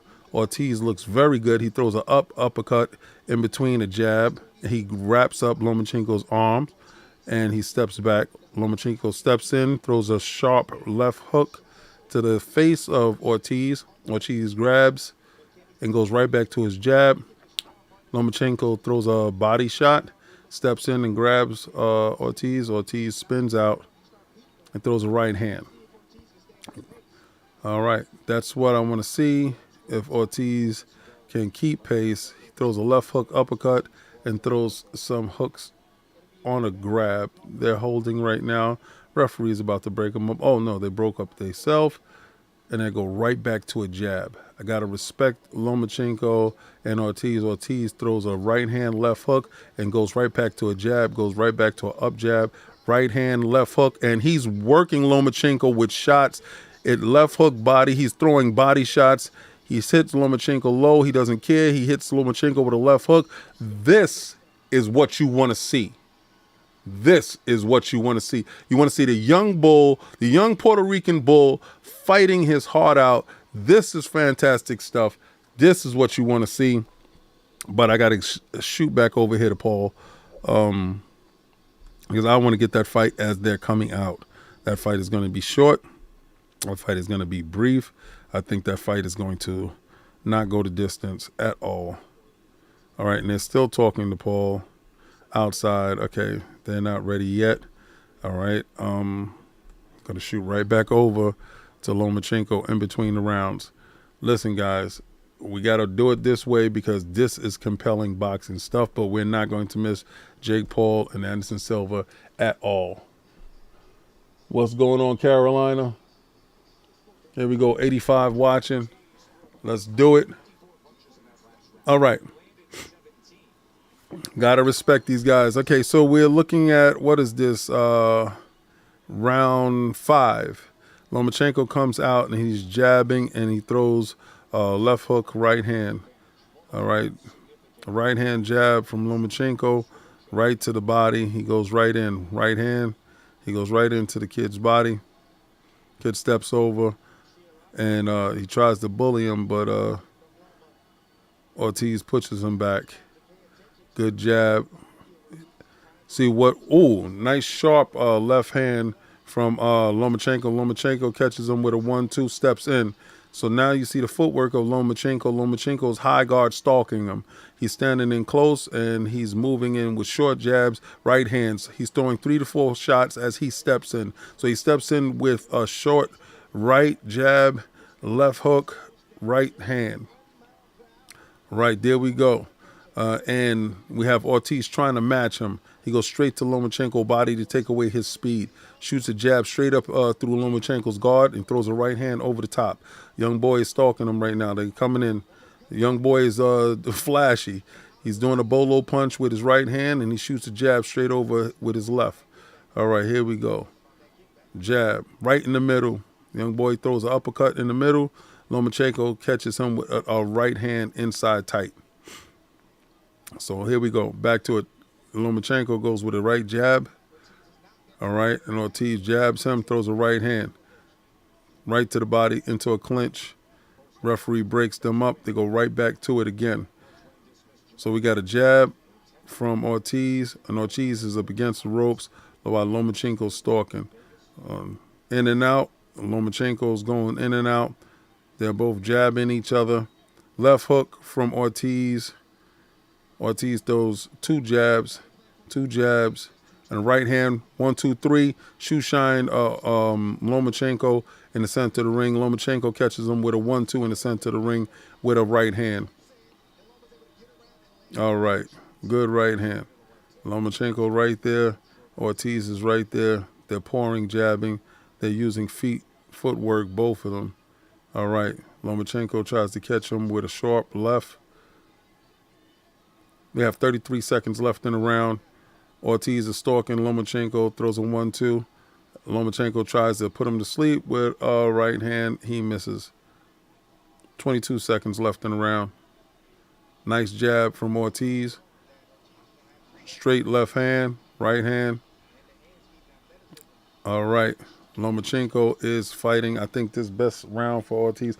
But again, Ortiz goes right to Lomachenko's body. He's not fearful. He throws a left hook over the top, and he goes after Lomachenko.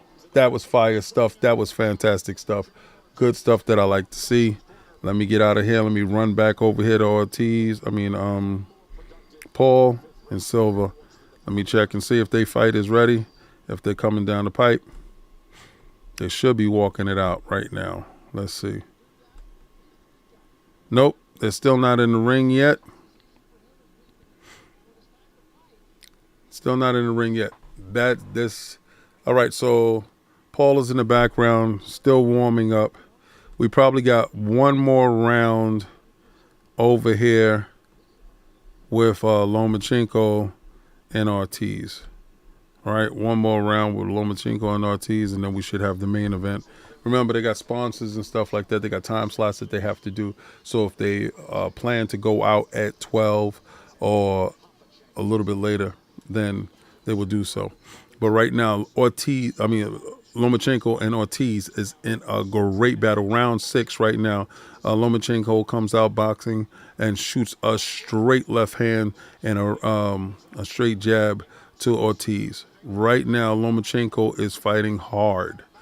All right, he's backing up Ortiz. He's throwing ones and two through the guard of Ortiz. Ortiz backs Lomachenko up with a jab and a straight right hand, and he's circling Lomachenko. They're back in the center of the ring. Again, young boy throws a nice jab, up jab to Lomachenko. Good footwork. I love the footwork that Ortiz is showing. He throws a nice left hook. He is very seasoned to be so young. This kid looks very well groomed.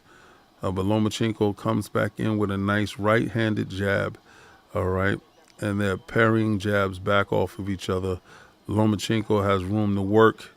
He pivots off of Ortiz, but Ortiz is standing right there with a nice jab in his face. Ortiz is in the middle. Lomachenko shoots left hand straight down the pipe and catches Ortiz. Ortiz throws a 1-2, misses. In the center of the ring. All right, here we go. So we got 1-2 from Ortiz. Catches Lomachenko coming in. Lomachenko has Ortiz up against the rope. Ortiz fights off the rope, then holds Lomachenko until they come to a break. Good stuff. Good stuff right here. Lomachenko leans in with a short left that catches Ortiz. Ortiz backs him up with a nice jab. They're close to the ropes. Lomachenko looks like he has more energy. His jab is coming over the top of Ortiz, has Ortiz's eye puffy. All right. 1-2 from Ortiz. Left hook from Ortiz to the side of Lomachenko head. 1-2 from Ortiz again. Lomachenko throws his 1-2 and catches Ortiz. Same. So they're trading 1-2s at this period of time. And you have Ortiz, again, picking up his foot. I love the moxie on this kid. All right, he steps around Lomachenko while he's hunting him. Nice 1-2, jab, 1-2, uppercuts all inside. As soon as Lomachenko holds, he throws uppercuts inside. Very smart. Oh, short left hook catches Lomachenko. Short left hook catches Lomachenko as Lomachenko's coming in. Lomachenko is stalking him, though. Don't get it wrong. All right, so Ortiz throws a jab. Lomachenko throws 3 punches to Ortiz's body. He went straight to his body. All right, good stuff. Lomachenko's jab, 1-2. These guys are trading shot for shot. Ortiz is going right. Oh, he catches Lomachenko backing up with a jab and throws a left hook, and that ends the round. That's what you want to see. This kid eye is getting a little bit swollen, but again, he's giving all he can give. And that is what you asked for in a young fighter fighting a veteran of Lomachenko's status. Beautiful stuff to see. Let's get back over here to Jake Paul. Let's see if Jake Paul and Silva is walking out. Silva is still warming up in the background. They're not walking out yet. They're still warming up. All right. And then you have Anderson Silva. He has the black and gold, the official black and gold on right now. Jake Paul is still warming up. All right. I don't know if they're waiting for this fight to end, for their fight to begin, but I think it's probably professional courtesy, maybe. But again, we got round 7 coming up on something fantastic. All right, here we go. So 1-2 from Lomachenko in the center of the ring, and they're back at it again.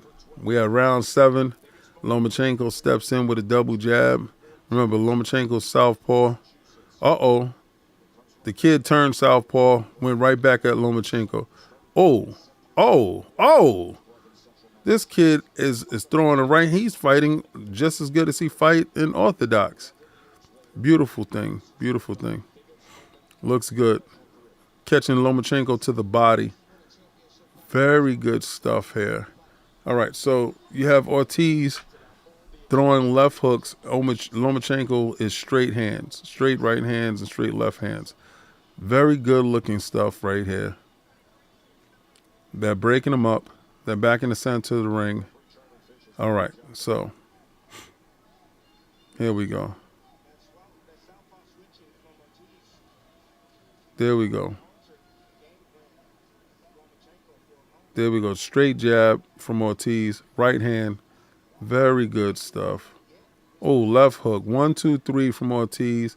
Lomachenko comes back in with his jab, right hand.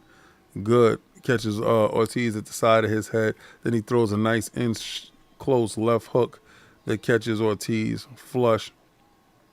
1, 2, 3 from Lomachenko. Lomachenko stalking him, high caliber stuff, pitching the right hand over the top like a baseball player. But same thing with Ortiz. Ortiz is throwing 1, 2, 3s, goes to Lomachenko body. Lomachenko doesn't take body shots well off of a third shot. He caught him with a good shot, and Lomachenko's walking it off. Ortiz comes right back to his body, throws a jab, and Lomachenko is leaning in, shoulder. Good. Good jab. Lomachenko is right there. Left hooks, right hands. There we go. Good. Good from Lomachenko. Good jab. All right. And Ortiz went right back to southpaw in the center of the ring. All right. Here we go. A nice jab from Ortiz. Southpaw jab. He switches. He moves right back around. Lomachenko catches him with a short and close left hook and goes straight to his body. Lomachenko's walking around him, and Ortiz goes to a jab. Lomachenko catches the jab, and he's coming after Lomachenko, but Lomachenko seems to be winning this round. Lomachenko's done the most work in this round. You have 8 seconds left in the round. As Ortiz tries to stalk him, Lomachenko holds, throws a left hook, round is over. Fight should be starting right now with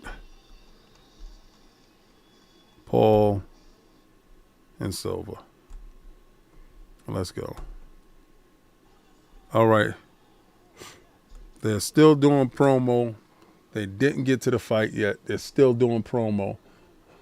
Loma headhunts after 7. Ortiz, Loma's sparring partner. That's why he's comfortable with him. Didn't know that at all. Did not know that at all. That's kind of crazy. And that would explain why he looks so comfortable while he's fighting him. I think they're going to wait for this Loma fight to be over, folks. I don't know if that's what they're waiting for. But again, we're right back at the Loma fight. All right. We're not going to miss anything because, remember, they have to do the national anthem. You have Devin Haney that's there. All right. Undisputed lightweight champion. Undisputed. All belts right there reside with Devin Haney. And he's looking at Lomachenko fight right now. Round 8. Ooh. So, all right. So, Loma throws a jab, left hook, right hand. Ortiz slid back, throws a jab, right jab. He's in the southpaw stance as he spins on Lomachenko and throws a jab off the spin. Throws a 1-2 on Lomachenko, spins. A lot of roughing up Lomachenko at this moment right now as far as holding, twisting, and grabbing. Lomachenko is still in a high guard with a jab, and Ortiz catches him with an uppercut, but Lomachenko catches him with a short right hand inside. All right, Ortiz, Lomachenko, I love Lomachenko's overhand right. Ortiz throws uppercuts inside anytime Lomachenko holds. All right, left hook to the body from Ortiz. Ortiz steps in on Lomachenko, throws a right hand. Lomachenko catches and throws a left hook. They're very high close in punching. Low ball. There we go. Left hook, right hand from Ortiz. Ortiz switches to southpaw and back to orthodox. Good. Oh, good shoulder block that he hit Lomachenko with. Pushed Lomachenko back. All right, Lomachenko throws a 1-2-3 on his gloves. And Ortiz does the same exact thing right back to Lomachenko. Good. If it's what you say, and they are sparring partners, this would be the reason why they're so comfortable with each other right now. As these guys are going. Every time they hold, Ortiz throws uppercuts on the inside, and I think that's integral to his plan. Nice jab from Ortiz. Lomachenko high guard, shoots a jab, steps over, and Ortiz isn't there. Ortiz has a lot of footwork. This is my first time seeing Ortiz in this magnitude, and he looks really comfortable at this place. 1-2-3 that he catches Lomachenko with. Lomachenko catches him with a 1-2, and they go into a hold. Nice left hook to the side of his head from Lomachenko. Lomachenko goes back to a jab, high guard, and Ortiz goes back to a southpaw stance. Low guard, hands very low to his waist. 21 seconds left in the round. 1-2-3. And he tries to catch Lomachenko with a jab. Looks very good in doing so. Very good footwork for both guys. They're holding. On the break, Ortiz catches Lomachenko, and he attacks Lomachenko going backwards. Very good stuff. Again, I love it. I can't say I don't see the moxie in this kid. This kid looks very good. Let's see if we have Paul coming out right now. All right, here we go. That fight is over for us. We have Paul coming out right now.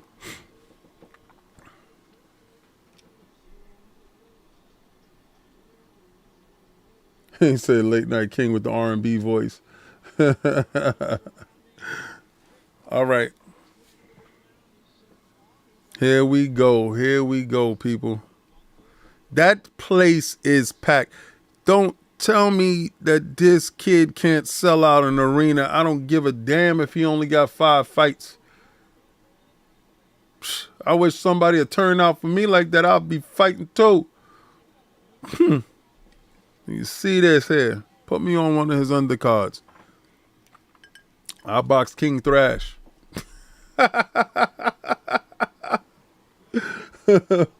What's going on? Black Spartan game. What's up? What's going on? He said, boo, Paul. Paul is in the ring right now. That's what's up. Paul is in the ring right now.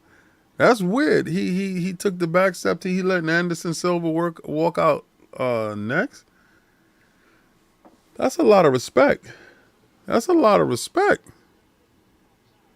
Anderson Silva is 47 years old. Jake is 25. Wow. Wow. Wow. That's crazy. That is absolutely nuts. That's crazy. Let's see what happens. Stanley, what's up? Why my heart beating so much, bruh? So you'll pay to see that fight? They put it up, I'll fight it. And I go in there with my Xbox chain on. On God. Oh my God. Oh, Anderson is in the ring already. Okay. I thought he was letting him come out second. All right. Okay, because I know Paul's the A side. All right.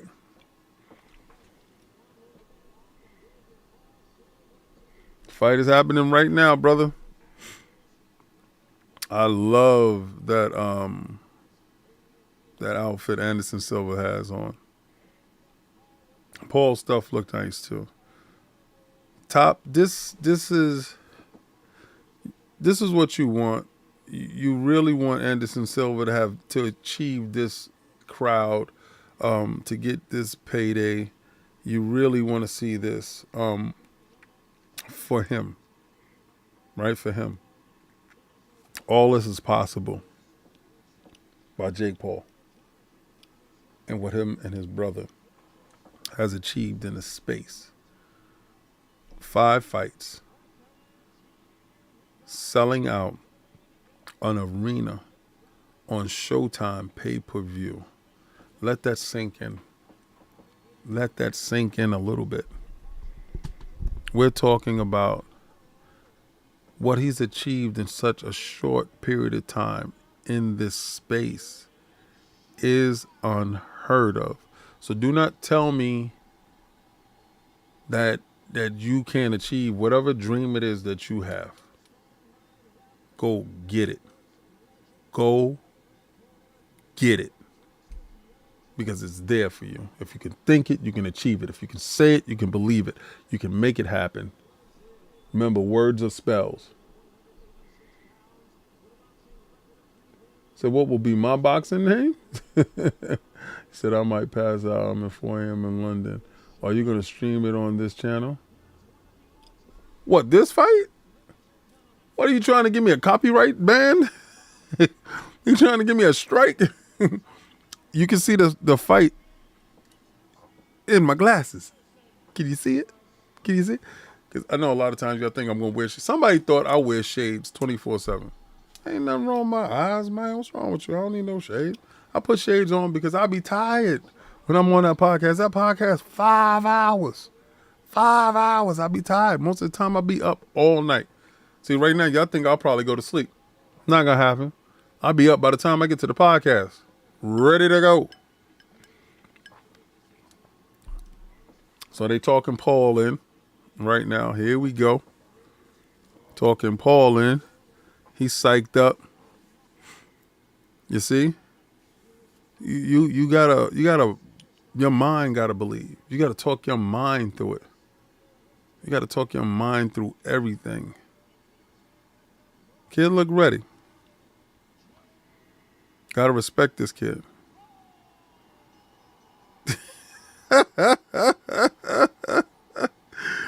That's so beautiful. That's so beautiful. Win, lose, or draw, he's a winner. Win, lose, or draw, he's a winner. Checks cash, baby. Win, lose, or draw, he's a winner. He said, I might restart I missed when I was training back in Thai boxing. Hell yeah, man, do it. Who do I think will win what in this fight right now? I want Anderson Silva to win. I want Anderson to win. If you're asking me what I want, I told you I come in with a bias. I've been watching this guy fight forever. I want Anderson to win. No disrespect. This kid look good.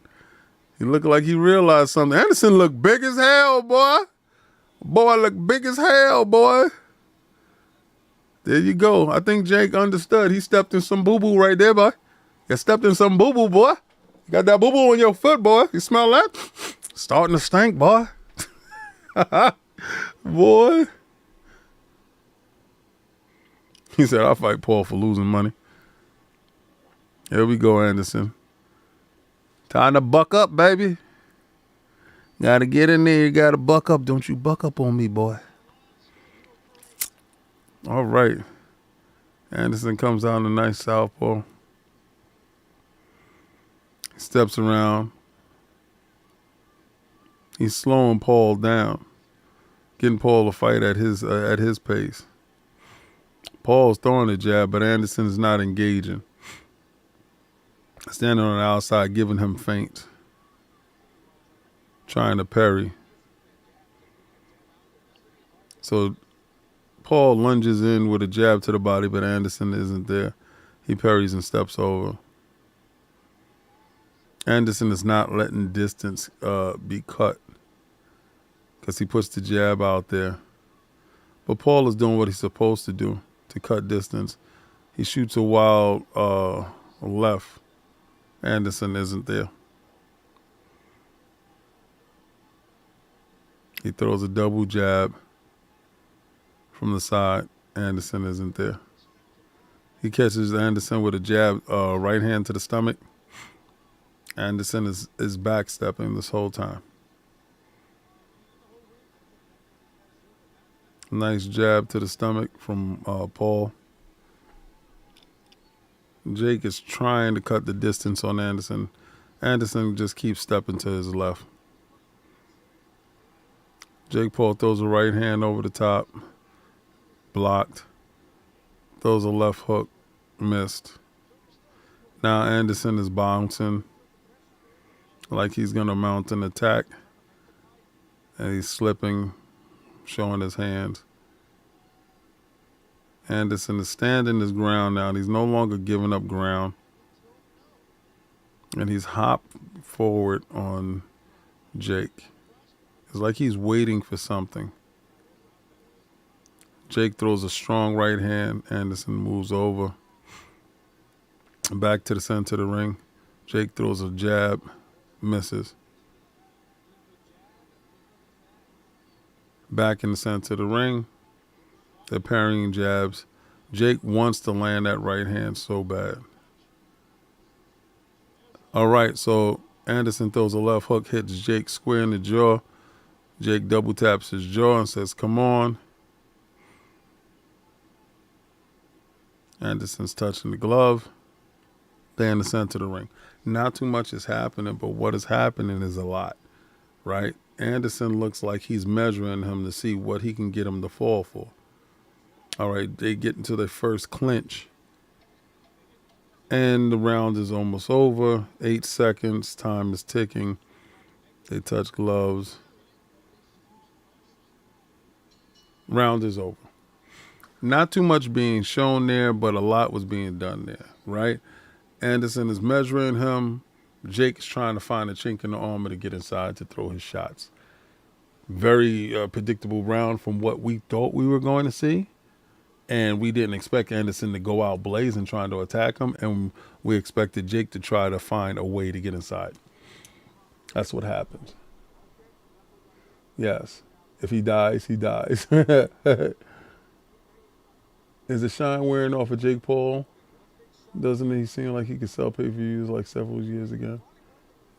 What's up? What's up? I think after the first Anderson, they tried to knock him out. He felt like he dodged the punch. I think now we get to see what Anderson was training on in training camp. Now,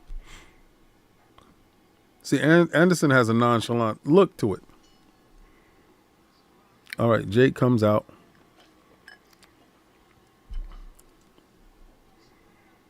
And he jabs in. Anderson jabs. Now, Anderson is on the stalking. And he's hunting Jake Paul. Now, Anderson is parring with the jab, and he tries to throw the right hand, and he tries to catch Jake Paul. He's telling tap him to get off of him. As Jake Paul grabs.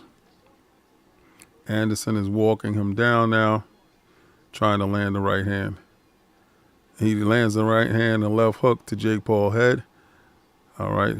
He jabs. He's trying to throw the right hand. Now Anderson is coming for the kill on Jake. He throws an uppercut, catches Jake in close. Anderson is tightening up his hand. Jake Paul throws a right hand left hook. Anderson stands right there, and he's after Jake.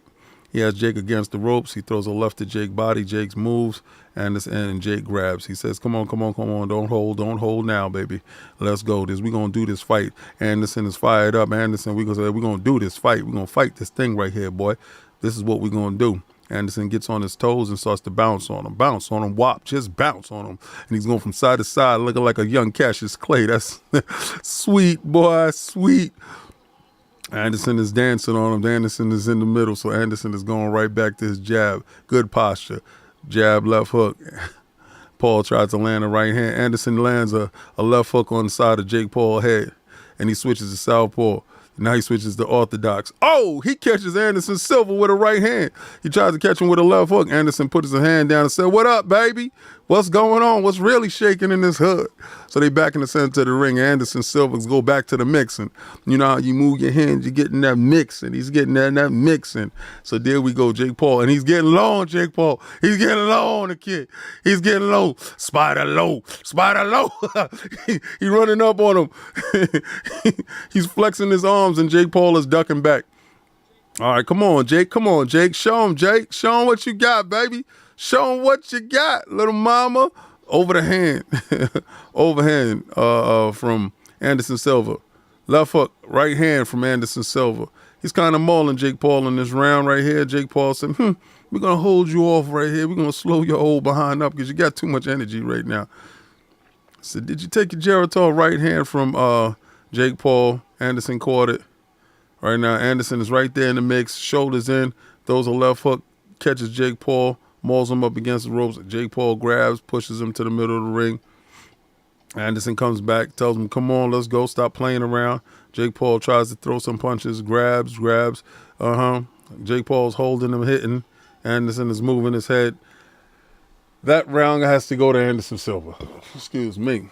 That round has to go to Anderson Silva. That's what we wanted to see. Anderson Silva acting a goddamn fool, man. That's what we wanted to see. Everything right there. He pulled out every trick in the book on him, and that was looking good. He tapped his toe to punch him in his face. That boy is crazy. He tapped his toe to punch him in the face. Only person I see do that was Roy Jones. He missed the shot. He missed the shot. Roy Jones hit the shot. He missed the shot, but Jake Paul caught him. And Anderson slipped to the side and did that face, did that slippity slide thing.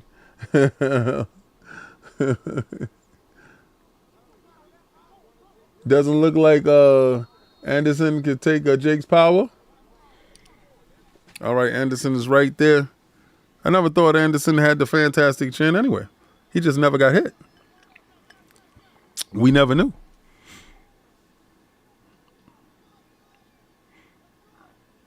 All right, here we go. Anderson back to jabbing in the center of the ring. Paul is jabbing. Anderson's back to jabbing. Paul is jabbing. Paul is putting up that hand to block. Anderson is jabbing. Paul punches him straight square into the stomach. Throws a left hook over the top.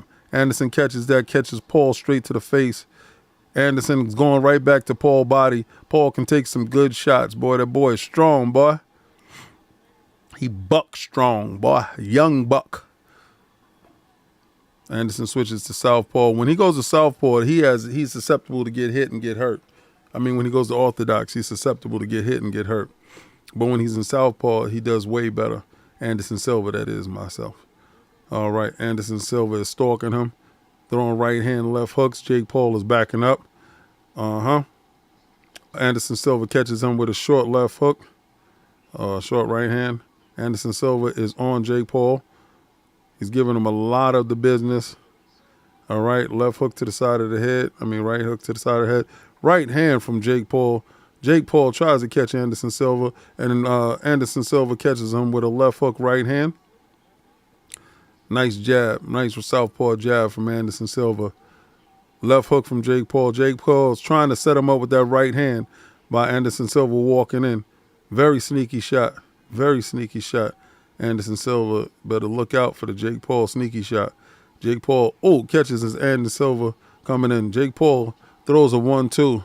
Anderson Silva's right there. He catches Anderson Silva with a right hand. Comes in with a jab. Paul is on the attack now. Paul is trying to come in with that right hand. Anderson Silva throws a 1-2. Silva parries the jab. Parries the jab. Paul is coming in now. Now Paul is coming in. Paul wants to land that right hand. Good stuff. 45 seconds left. Round number 3. Jake throwing the jab. Anderson is on him. Throws a left hook, right hand. Good hold from Jake. Jake is working it. Jake is trying it. Drake tries to throw that right hand. Jake, that kid. Jake throws that right hand. Anderson's right there. Said, nah, buddy. Right there, inside punching. Said, nah, buddy. Both these, this is entertaining. I'm not gonna lie. I can't even lie. This kid entertaining. Right hand from Anderson. Left hook from Anderson. Oh, right to the body. And they break it up. This boy's looking good. You got that 47 versus that 25. Smells delicious. Smells delicious. That's what I like. Paul's tired. Yeah, but they working though. They working though. Kids, they look good. They look good. I can't. It's good matchmaking. It's good matchmaking. They look good. They working though. You see that? Anderson looking good in there. We got 105 watching. We got 112 likes. Share that out. That's King David, the professional fan. You know what we doing tonight. We got Jake doing it with Silva. Y'all asked for it. We got it. It's on demand for you. Ooh. Jake catches him. With that right hand. What? Jake put everything into that. Said, boy, I am not that kid like that. Ate that shot. Said, thank you, sir. Might have another. Let's go. Tap up. Let's go. Round 4 of 8. Let's do it. Back in the center of the ring. Anderson back on his toes. Jake out there throwing that jab. He trying to land that right hand, left hook. Jake tried to swing both of them. That was good, Jake. Fantastic stuff. Boy, get in there. Anderson Silva is trying to slip, trying to show him different things. They're right there. Anderson Silva's trying to stalk right there, putting a hand, the jab up and high, trying to distract him. Don't fall for that Cobra shot there, Paul. Don't fall for that Cobra shot. That's right. Nice jab nice left hook from Jake. He missed both of them, but that was a nice one, man. Good attempt. Good right hands. Good attempt. Good attempt. I think Anderson is bleeding from his nose. Me if I check. Let me see. Oh. All right, so Anderson keeps going in and keeps stepping back. Keeps going in, keeps stepping back. Let me go. There we go. Jake looking good. Jake, he got to stop throwing out that right hand when he throws that jab. You got to stop pushing it back. Look like you're doing Superman punch. Got to cut that out. Good jab. Come on. Get it back in there, man. Mix it back up. Come on, guys. Y'all was doing so good last round. I know you both ain't tired. Anderson throws a left hand. Southpaw keeps messing me up. All right. Oh, Jake catches him with a jab and uppercut from Anderson. They're fighting. Jake keeps jabbing, strong, stiff jabs to Anderson's nose. Trying to bop that nose. Anderson has Jake up against the ropes. Jake keeps backing up. Anderson keeps stalking. Anderson backs up. Jake pushes those gloves together. Jake wants to land that right hand. Ooh, left hook from Jake. Jake misses that jab. Anderson ducks low. Jake, nice jab to the stomach. Right hand to the stomach. Left hook. Right hand, left hook from Jake. Jake looking decent in spots. Anderson trying to slip those punches. Trying to come in. He got Jake up in the corner. He missed with a right hand. A left hand. Southpaw keep messing me up. I do apologize, folks. So excited. Anderson's coming in. Jabbing. Nice parry. Oh, Jake throws a left hook. Misses. Look good on paper. Good jab from Jake. Anderson is following Jake inside. Tries to throw a left hook. Round is almost over. It's Jake with a right hand to the side of his head. Jake does a 1-2 to the body and to the head. Anderson is working on Jake in the corner. Throws uppercuts. Anderson again is attacking Jake up against the ropes. Looks good. Both guys look good. This is an entertainment fight. If this is entertainment, this is exactly what you was going to get your money for. And I absolutely love every last bit of it. Maybe not be for everybody, right? But these dudes are doing what they're doing. Let me see. Jake keep throwing jab like he's telegraphing it. Yeah, could be bait. Sounds like it's working. Jake ain't move his feet much, but I ain't going to count him out yet. This is a fact. Yeah, I'm Team Silva too. I'm Team Silva too. Can't lie. I got a bias going in. But at the same time, I respect the young buck. Don't you buck up on me, boy. Don't you buck up on me. Jake, come on, man. Don't look this deflated, boy. Get up in there. Shake a leg, baby. Let's go. Anderson looks calm. Jake looks like he still have a ton of energy. Jake's breathing hard. This is round 5. Anderson always been a master of control, especially of his breath. Jake tries to throw a right hand, tries to land a right hand. He misses Anderson miserably. Anderson throws that jab up and down, giving him levels. Jake throws a left hook, right hand to the body. Anderson covers up, tells Jake to come on. Pretty good, pretty good. Anderson catching the jab to the body. He's not moving. Jake throws the right hand. Anderson catches it and throws a jab. Anderson now is in catching and pitching mode. He's trying to knock Jake out. Jake wants to grab.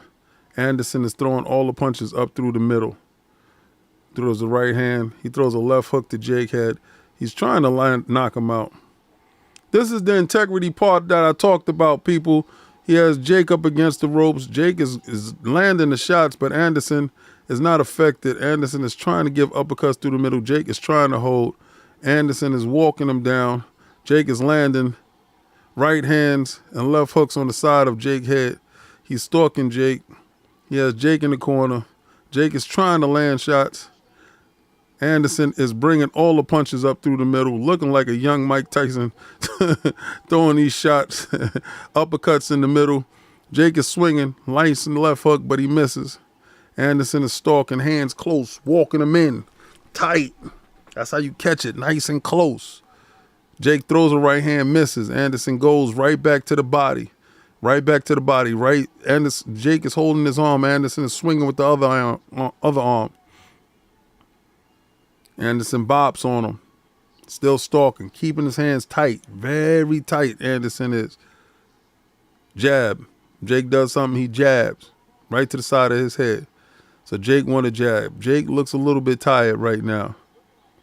And Anderson looks like he's watching him, seeing what he can do with his prey, what he gonna do with his food. Round 5. Jake throws a right to the body and a left hook, misses both. Pouring jab from Jake. But Anderson is on him. Anderson is walking him to the corner.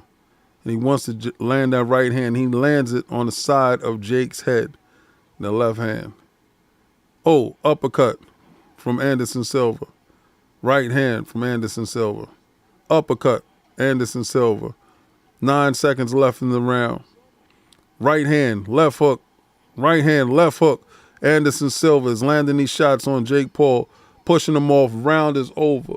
That round right there belongs to the old man. That old man put them hands on that boy. Ooh, don't you buck up on me, boy. Don't you do it. That's what he done told him. That's what he done told him. He done told him that. He whispered in his ear and said, you know you done messed up now. You know you done messed up. Gave round 5 to Sylvia. Yo, I got Jake maybe by 1 round or so. This is a fun fight. Can't lie, baby. Experience of the fight of the fight is too much. Yeah, that 47-year-old condition is marvelous. Boy, looking good out here. Looking fresh. Looking delicious. Looked like somebody had some Red Bull. It gave him wings. Definitely did.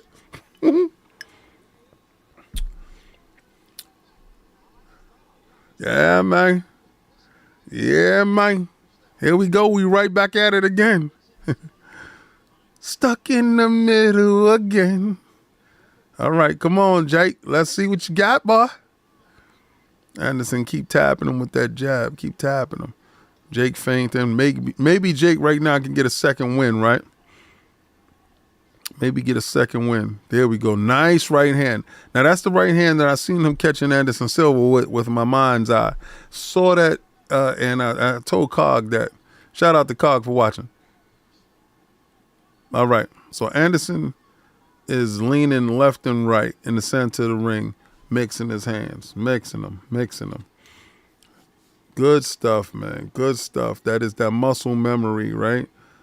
Okay. This is when you do it for real. He leaned in with a headbutt, hit Anderson with a headbutt coming in. Come on, Jake. Jake trying to land that right hand. Anderson catching him with that southpaw jab, that ooh-wop bang. Jake tried it right there. Anderson slipped both of them. That's when you in close. You can slip that. See that? Slip that. Did them legs like that. Saw them legs like that? That old man legs look good, boy. Slide over on him. Here we go. Slide over on him. Jake like, what the hell is going on? What did this dude take? Anderson threw the jab. Right now, they both doing much of nothing. Anderson is on a bop out, dancing on the outside. Jake is watching him. He's circling him, getting him dizzy. Circling him like a snake. Get him dizzy. Get him dizzy. Jake wanted to throw that right hand, but he thought about it. 1, 2, 3, catches Anderson with that nice 3. Anderson said, okay, 1, 2, 3, 4, and going to his body. Right hand. As long as you hold, I'm a hit. As long as you hold, I'm a hit. I'll respect that. I respect it all. Anderson right back at it. Okay. Good jab. Good jab. Anderson on his toes. I'm talking about marvelous conditioning, boy. This guy can jog for days, boy. That's some jogging on your behind. Ooh, right hand, left hook. Anderson. Get him in the corner, Anderson. Get him in the corner, Anderson. Body shot. Jake fighting off them ropes. Come on, Jake. Let's go. Uppercut Anderson. Left hook Jake. Ooh-wee. That's what I'm talking about. Good right hands from, jabs from Jake. Jake jabbing his way out of there. Jab, Jake, jab. You trying to set him up with that sleeper right hand? Yeah, miss me, baby. Uppercut from Anderson. Right hand from Anderson. Uppercut, right hand, left hook. Right hand from Anderson. There we go. Left hook. Right hand from Jake. Left hook from Jake. Up against the... Oh, my God. These dudes is out here banging. I like that. That's what I'm talking about. This is good. This is good. Tastes good. Smells good. Looks good. This is good.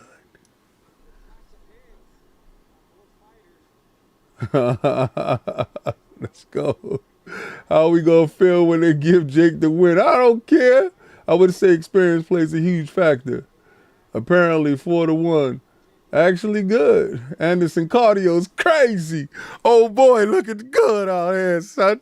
Look at the shoulders dipping and slipping. Gotta respect that dude. I don't care what nobody say. Put hands on you. Put hands on that man. He said, ooh. You saw him? He hit him and said, ooh. Like the Pillsbury Doughboy. Anderson get off on that. Round 7. This is looking good. Let's go. All right, Anderson out there with that jab. Cutting distance with that jab. Let's go. In the center of the ring. Got to respect Jake. Jake putting that work in that gym, man. Go ahead, boy. Go ahead, boy.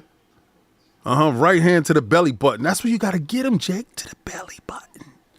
To the belly button. Punch him in the stomach. Anderson don't care what he does.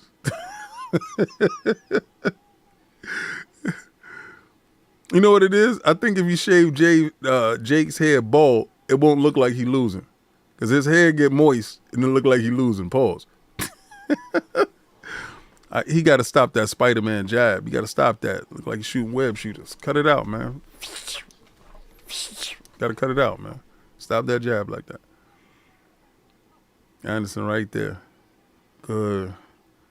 Good. Anderson stalking him. Come on, Anderson. Get him. Get him up against that rope. Jake went to dancing. Jake went to dance. Ooh, left hook, right hand from Jake.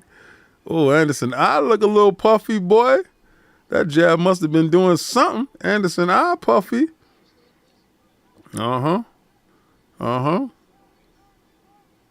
Anderson is stalking, but he not landing, though.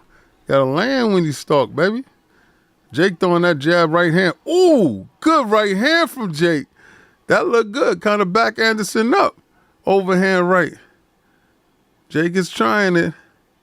Jab from Jake. Jake looking good this round.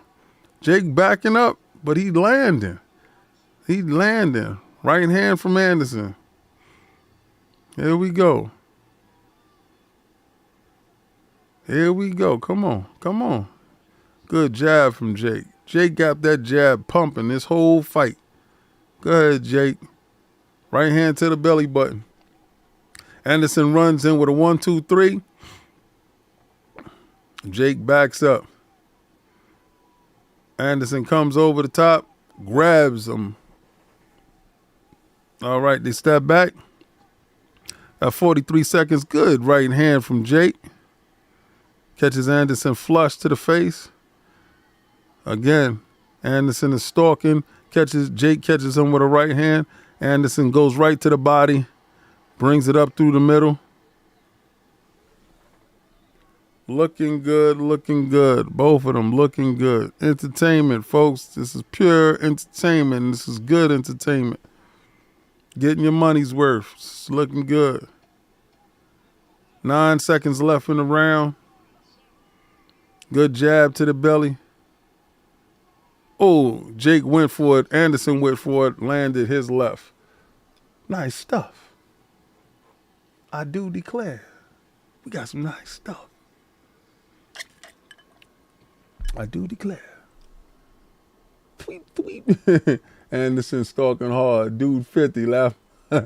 It's only 8 rounds. 47 new 25. Am I wrong? Jake got it back together. Sylvia might be slowing down. Fun fight. Dope. Dope fight. Entertaining. Do the Pillsbury Doughboy chuckle again? That one? Here we go. Last round. Here we go. Remember who's the A-side, who brought the money to the table, so don't be upset if it goes the other guy's way, if it goes to decision, you see? You just got to buck up and take that there, baby. At the same time, we're looking for a knockout. Round number 8. Don't be late. Somebody served up on a dinner plate. Perhaps. Anderson is moving his hands rapidly. Left hook, right hand. He's throwing all types of shots at Jake. Throwing right hands at Jake. He's turning his body. He's got Jake up against the ropes. He's throwing everything at Jake. Jake throwing left hooks. Anderson is going after him. Oh, Jake throws. Oh! Jake Paul drops Anderson Silva with a right hand up close. Oh, my God. Did you see that happening, folks? Oh, my God. That's what happens when you open up. You might walk into something that's really crispy. That was a crispy shot. A right hand. Old man ain't see it coming. Here we go. Jake is coming after him, boy. Here it is. He said, don't you buck up on me. Don't you buck up on me, boy. Oh, right hand over the top. Anderson legs don't look right. Oh, Jake Paul look like he's smelling undefeated. Anderson Silva. Ooh, wee, baby. You better get that back, and you better get it back in blood. Anderson lands a right hand. Anderson mad as hell. Anderson mad as hell. His nose is busted. He hit him with the.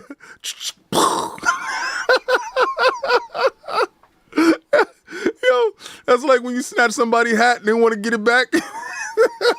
Got your hat. Oh, man. Jake Anderson throws a right hand, catches Jake. It don't matter right now. You better knock this boy down. You better knock him out. You better do something to him. Jake going home with this. Jake keep landing those overhand rights. Anderson might get knocked out. He caught Jake with a nice left hook. Let's go, Anderson. Let's go, Anderson. Let's go. Jake said, meant for massage your arm, you see? I got what I was looking for. Thank you. Shout out to Jake. Get what he was looking for.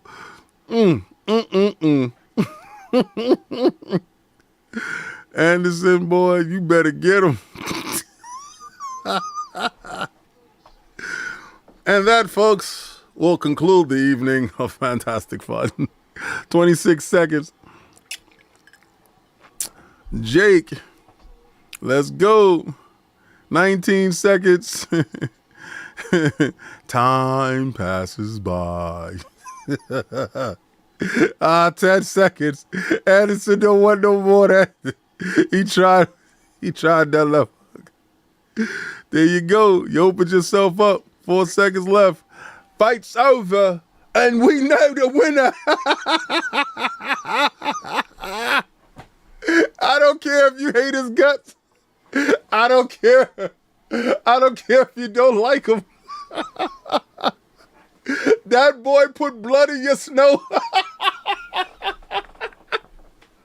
You're going home, man. Got your hat.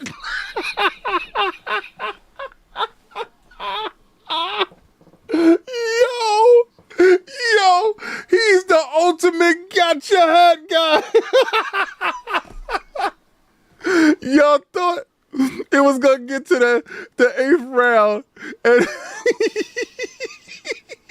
you thought it was gonna go to 8 rounds, and this dude was not gonna do it. Yo, he stopped when Anderson fell.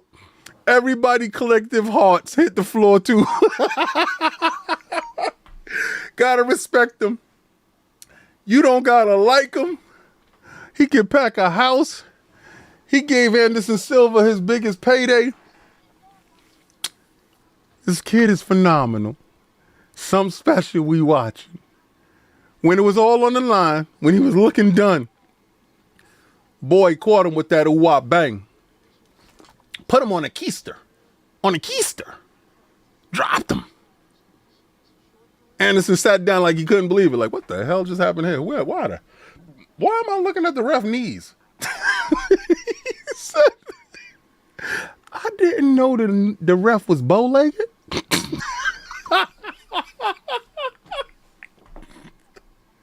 said, how did I miss the fact that the ref was bow-legged? This is dope. This is dope. I can't lie. He said the fight is rigged. Nah, man, that was a punch to the face, boy. The pay-per-view numbers will be fantastic. It was a sellout crowd. Pay-per-view numbers is gonna be dope. Nah, the spider slipped. Old knees. Yeah, he slipped into that punch.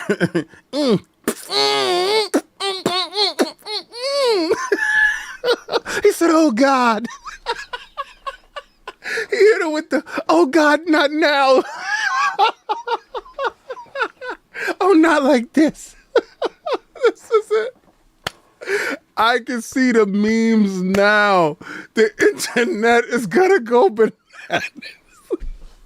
He hit her with the, oh God, not like this.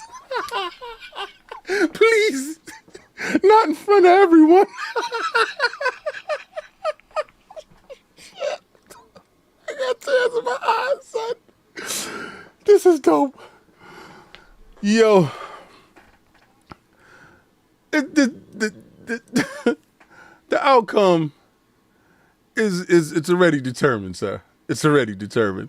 So I want to thank everybody for coming out with the successful night. Jake, my hat's off to you. Got your hat, man.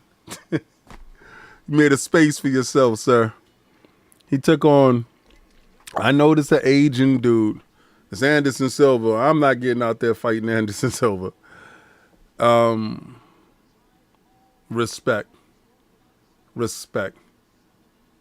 It was good. Very entertaining. Very good card. Very good stuff. Respect. I want to thank everybody that showed up rocking out with King, the professional fan. Thank you, each and every last one of y'all. I'm glad that we could share these jokes, have fun. I want y'all to check this intro out, because this intro is the outro, but it's banging. Catch y'all tomorrow on IOP, 1 p.m. Eastern Standard Time.